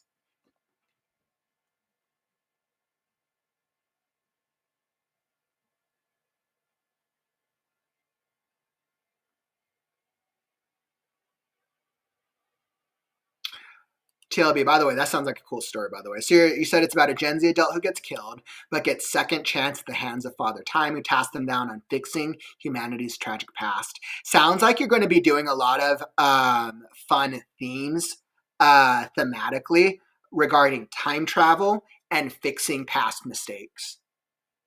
That sounds like a good premise.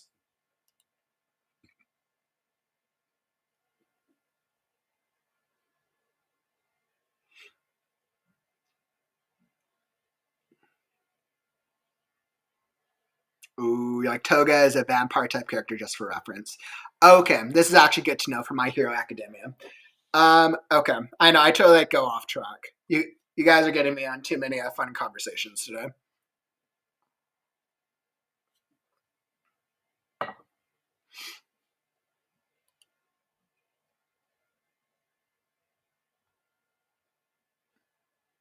Excellent. So we do have some My Hero Academia fans here. So you guys are going to be able to give some good feedback then. Desdemona, so great question. I actually stream every single day. I stream every single day, 600 consecutive streams and counting, probably more than that. The way that I do the daily streams is I send out the stream time through the newsletter subscribers. So if you want to get like the newsletter, you could sign up for that. I send out the picture of the stream schedule if you want to know like what times I stream generally, or if you're subscribed, if you're following me on Twitch or YouTube, one of the two, you'll see when I go live. The weekend streams tend to be around this time, 1 Pacific, 4 Eastern. Weekday streams kind of vary depending on the day. So sometimes it changes because my schedule's always changing. So that's why I don't stick to a fixed time. Good question, though. I also try to post in Discord as well. So Discord's another good place to check in.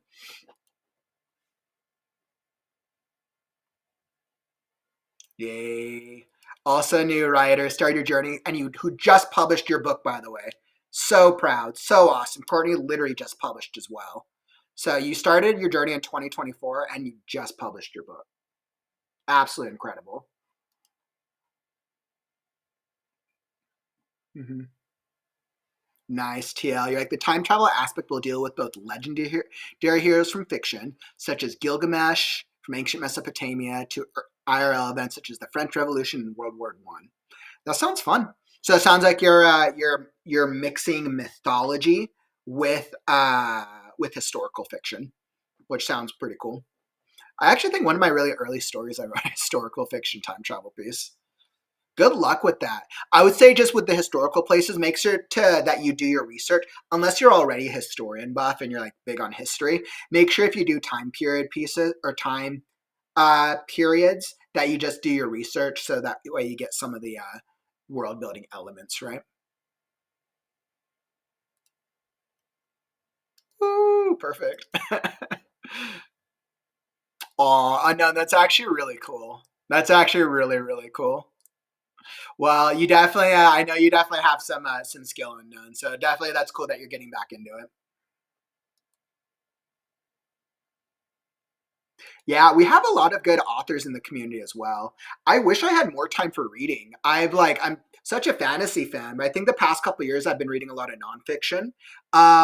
And we have our book club in the community.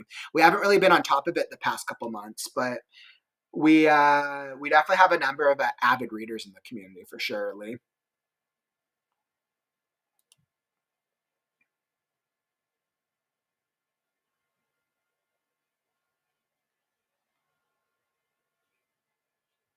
Connection.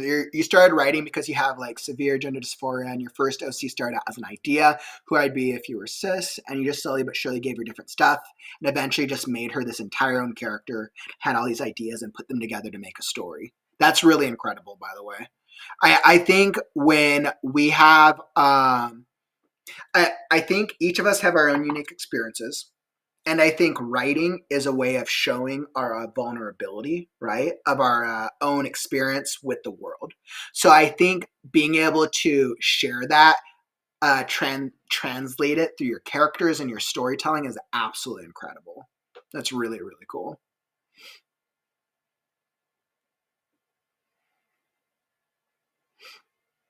Yeah, like it inspires me to create my own stories and emotions. You and me both. I get so inspired by my own stories. Yeah, I was always the weirdo who sat in the back of the class writing. And then the teacher would call on me expecting me to not pay attention, but I'm like, I can multitask because I'm good at multitasking. And I always answered correctly. And then I would go back to keep writing. Carrie, like I learned how to read when I was 4 and quickly graduated from Dr. Seuss to Edgar Allan Poe. Wow, that's a jump, Kara. You went from Dr. Seuss to Poe. That's like green eggs and ham to like the haunting. What a transition. That's interesting. You wanted to create comics, but you can't draw. You could still always do comics. Then you just have to partner and find somebody who's good at drawing. I can't draw at all. I can draw like stick figures at best. White Seer, like you sat in your car on the way to a sales meeting in traffic in December and thought, there must be more to life than this. I have 34 years of playing D&D. Decided to take stories from brain to page. I absolutely love that, White Seer. And I mean, I've never played D&D. I want to. It's on my to-do list. I've just never been in a time and place where I had the time and the right group of people to really be able to play it with. But D&D uses a profound amount of storytelling. Whether you're a dungeon master, whether you're a DM, or whether you're a player, that totally makes sense. You have to use so much creativity with D&D. And I mean, your story is coming out really, really well, by the way, White Seer. So I feel like you made a really good decision.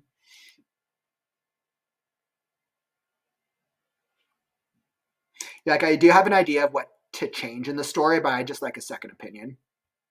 Okay. Backward, onwards, and upwards. So let's get back into it. Thank you, MyBad. Let's get back on track. So let's get into it. Let's get into it. We're going to hop into MyBad story, as Kauffman definitely does not get distracted. Okay. So, My Hero Academia. We're doing a fan fiction, and let's see what you were wanting help with. It sounds like you're just kind of wanting a second opinion. Does it all make sense? Let's see. Pulling up.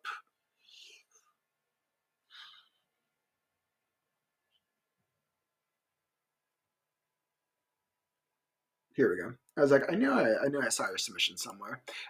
Okay, so we got. Where did it go? All right, so now reading Toga Rehabilitation, a My Hero Academia fanfiction by author MyBad. MyBad wants to know how we feel about the characters and does it make sense. They're currently in the revision stage. We're going to read the first chapter. Once villain girl Himiko Toga rethinks her wants from her life and decides she doesn't like how it is now. She rethinks an event that sets off the idea that she wanted to be a hero and leaves the villain's base of operations.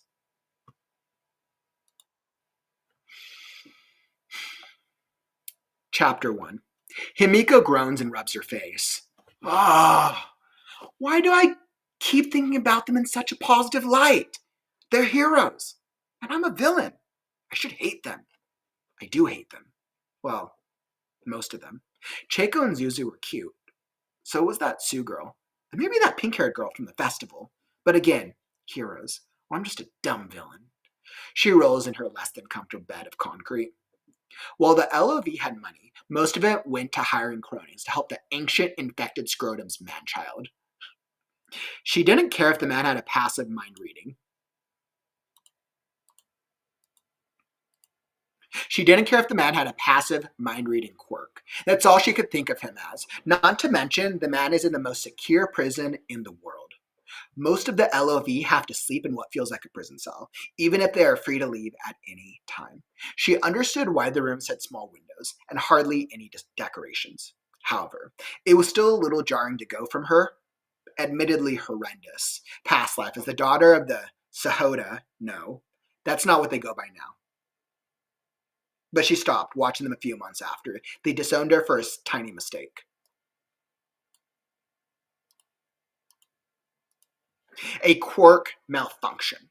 But because people see her quirk as a villainous quirk, one that required others' blood, they assume she did it on purpose. Her parents kept her brother because at least he wasn't a villain. Someone had once told her that there was no such thing as a villainous quirk or heroic quirk, but by this point, she determined he was just trying to make fun of her. If the mass of society says something is, why could it not be? Why had her mind wandered down this path? In actuality, she didn't know, but she knows for sure that the performance 1A gave was something that rapidly enhanced her thinking about it. It was the first time her quirk hadn't flared up and demanded blood. She didn't know why, and it scared her. A month ago to the day.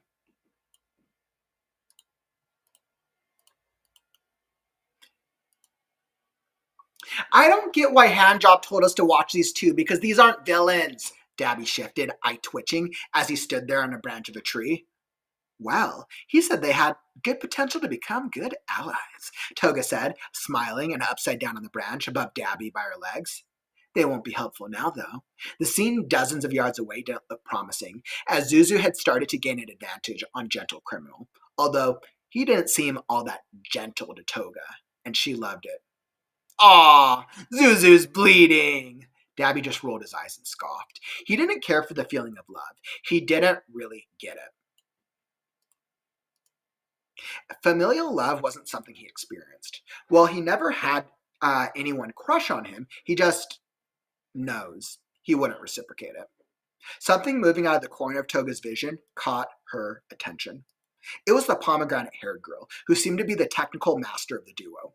She was running back in tears. Toga had assumed from the distant lip reading that she had something about her hack falling, which Toga found slightly confusing, as, isn't green a good thing? The laptop that the other girl had been holding before now lay on the ground. The screen was glowing green, but it made sense to Toga. Only to a certain extent, as the other girl was hitting, screaming, and demanding that Zuzu let Gentle go. Zuzu just stared at the girl in surprise. It wasn't long before Hound Dog and an army of ectoplasms poked through the bushes. Surprisingly, Gentle Criminal pushed Izuku off, sending him flying, but didn't run. He just hugged the smaller woman. Dabby just looked away from the scene, leaping to another tree, going away from UA without saying a word. Toga, however, needed to see something and started in the other way. I have a few things I need to check out. I'll be back at base, La. Toga turned back to Dabby. Okay, Dabby says, uninterested, jumping further away. It took a while, but by the time she got to UA, Toga was sure that Rat would have fixed the alarm. Just a test, she stepped over the boundary wall on the wall, only for the alarm to not go off? Okay. With even more maneuvering, she got to the roof of a particular section of the roof. Looking through the glass revealed the scene of 1A, setting things up on what looked like the back of a stage, when Izuku practically burst through the side door. I have some time. I could see what they're doing. Toga watched as most of the orange-suited 1A, Chico and Sue, specifically looked really cute to her, prepping for something, and the purple-haired girl seemed to be leading. Toga walks over to the side, past the divide of the stage curtain, to see what looks like every other UA, student and personnel, are waiting. Most of them looked bored, while some appeared indifferent. However, there were a few who genuinely seemed excited. There was one who caught her eye. Ooh, that horn girl. She was with the Mafia that Zuzu defeated.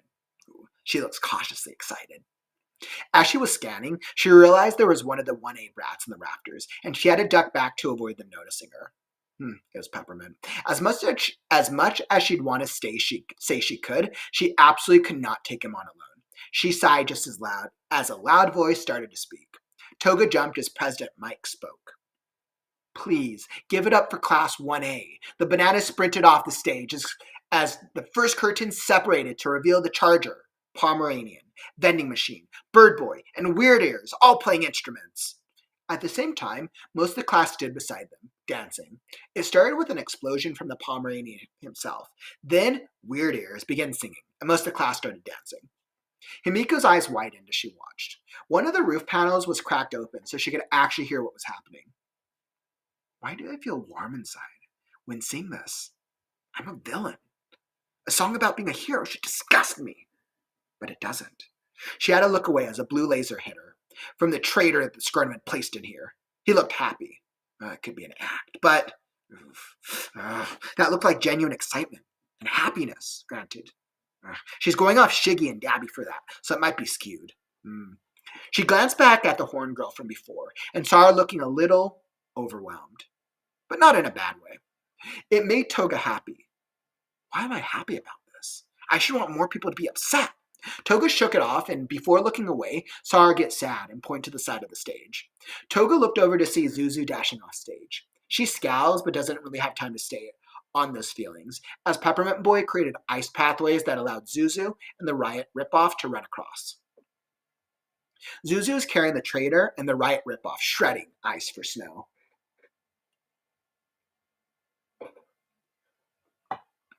She didn't notice, but Toga started to sing along quietly. She did notice Weird Ears jaw ever so slightly in surprise, for less than half a second before continuing, although she was looking straight at where Toga was hiding. Toga decided that was the perfect time to leave. Present day. My quirk didn't even take over. I didn't notice it then, but my quirk was more of a pleasant, quiet hum in the back of my head instead of the usual screaming desperation of blood. She got up and dressed. She needed fresh air and time to think rather than this place. As she passed, she told Kuroguri she was going out. The scrotum required that. She wasn't stupid. She knew she was nothing but a pawn in that man's game, but she thought she didn't care. She took a deep breath as she leaped from roof to roof, doing it dozens of times before it did little to calm her nerves. She also knew that she risked a hero singer if she were out like this, but she wasn't sure she really cared. Staney's goal was why she had gone down the path of villainy in the first place. Too many false heroes. Well, she thought there were more than just one true hero in All Might. There was still the mass of heroes, so why not kill them if she came across them? They have families that love and care about them, and they care about them back. A part of her mind told her, but she just rolled her eyes. Few things about her life made sense at the moment. While the heroic voice was always there, it just seemed louder than before. Her quirk, on the other hand, was louder than before until she started thinking of being a hero. She heard of some villains being allowed to rehabilitate, but would they let her? She was part of the infamous League of Villains. She killed dozens of people. Her own damn quirk was just fucking villainous. They would never allow her.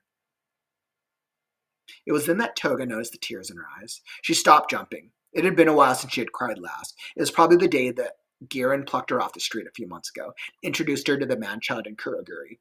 She'd been in a pit of self-pity and worries of just being alone forever.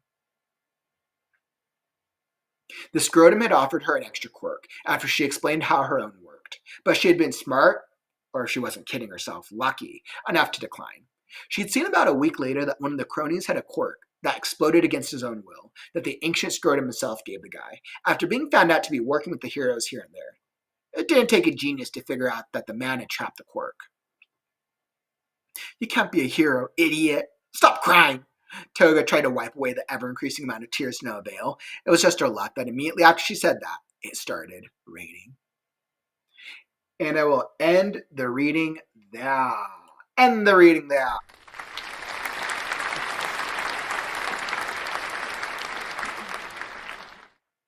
Wow. So first off, really, really great work on that, MyBad.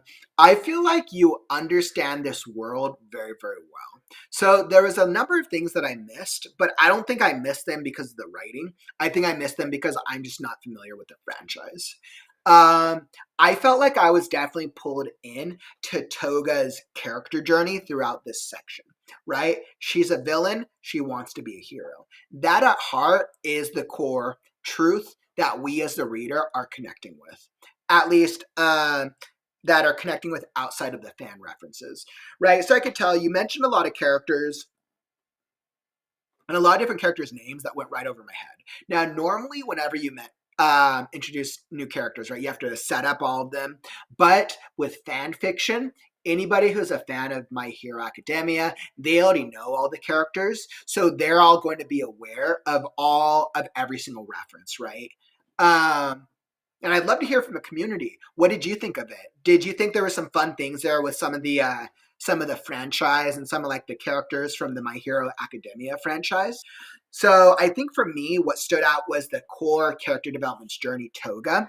That really started resonating with me by the end of that beat. I feel like starting off, I feel like it started with their beat, and then we kind of got to the stage thing with a bunch of different characters doing things. I feel like you probably could have touched a little bit more on the way that she felt about it. Felt like you kind of pulled away from her for a brief couple pages, and then we went back to her. But that was kind of all like fan fiction service. I'm not necessarily opposed to it. It just really depends on how much fan service with like character references that you're really wanting. But I feel like you definitely nailed the world. I mean, even though I know nothing about the world, I feel like I was pulled into this whole world of heroes and villains, and that while there were things I didn't understand, it felt like it made sense. It felt like the references you were saying made sense.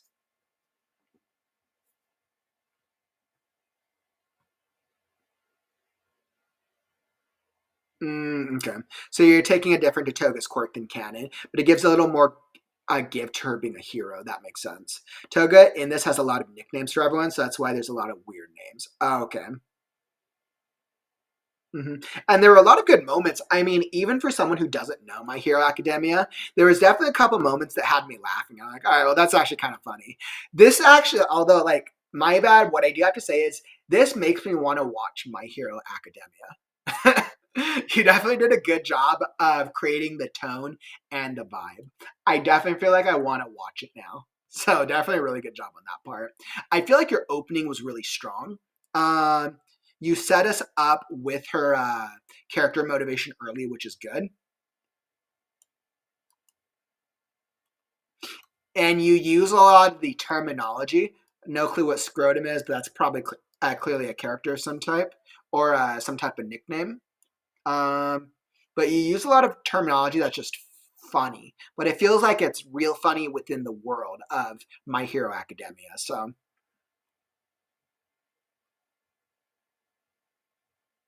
this was just a quick call out. So, however, it was still a little jarring to go from her admittedly horrendous. So I'm fine with parentheses. I think this can work.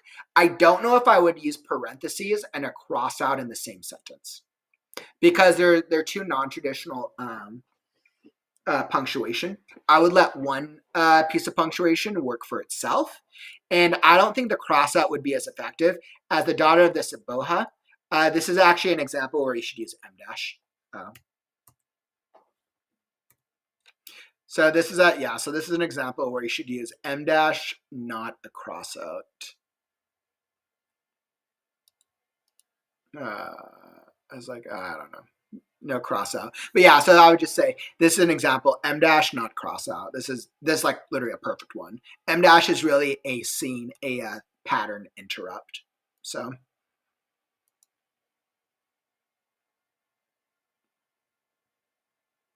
And then you give us the background and kind of the world, which most fandom people will probably know that, but I think this is good. This kind of helped me understand the world of the story and where she's coming from her like world of villains.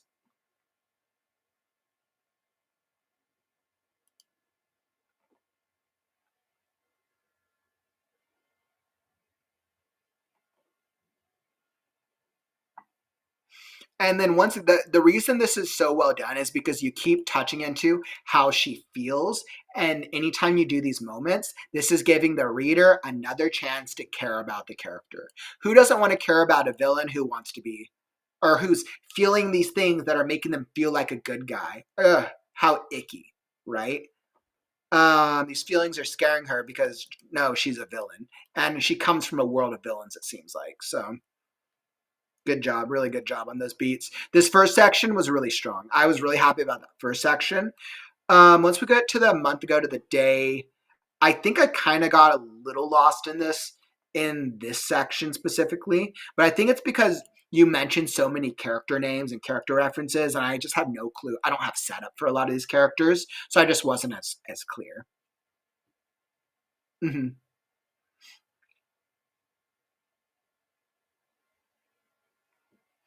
So it's like I just wasn't really sure who Dabby was. But like the first chapter was clear that or the first section was. The second one we mentioned a couple ones, and I think you had mentioned Zuzu and Chaco. This was funny. This was a funny moment.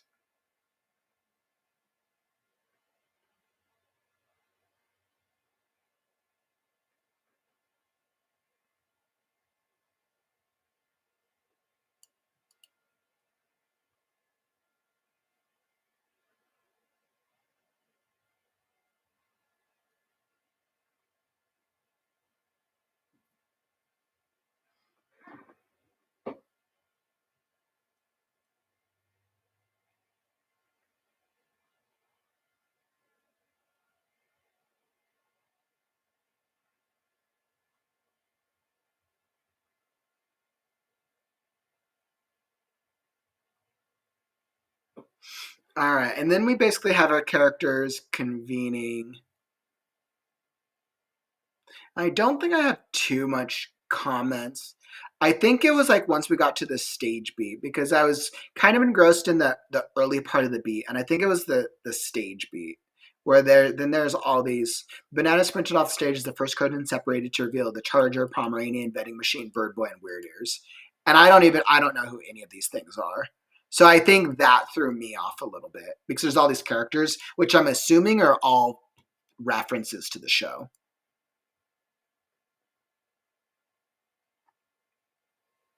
But what I liked is that you tied it back to her moral, her interior, her struggle.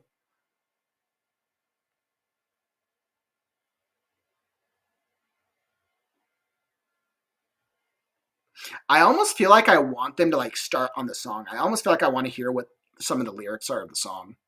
So that way we can see how she's responding to the song, which could be interesting.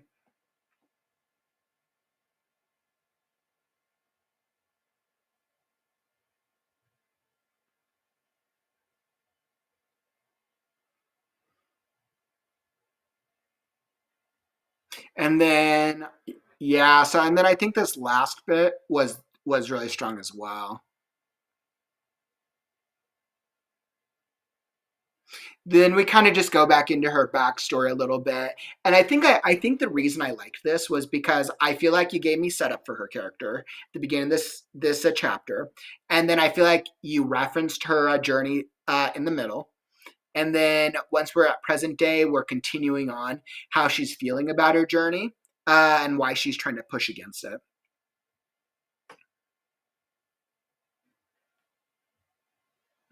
And even though you used cussing here, this kind of feels like it fits her character.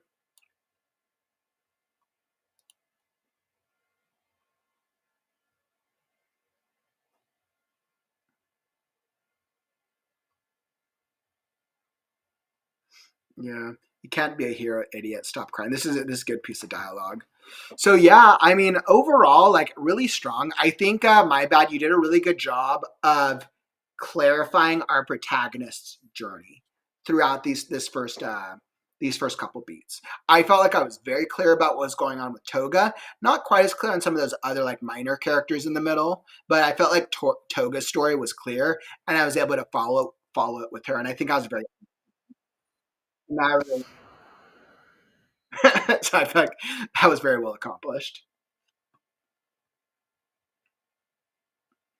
Awesome. But that's all that I got for you, my friend. Hopefully, I was still able to kind of help give you a little good, helpful feedback there.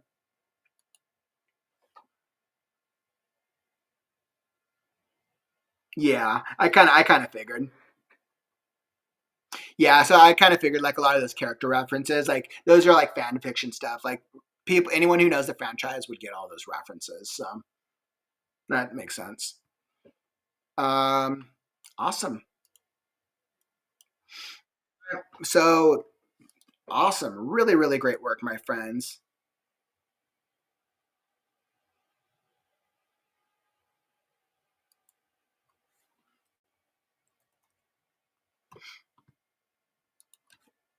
All right.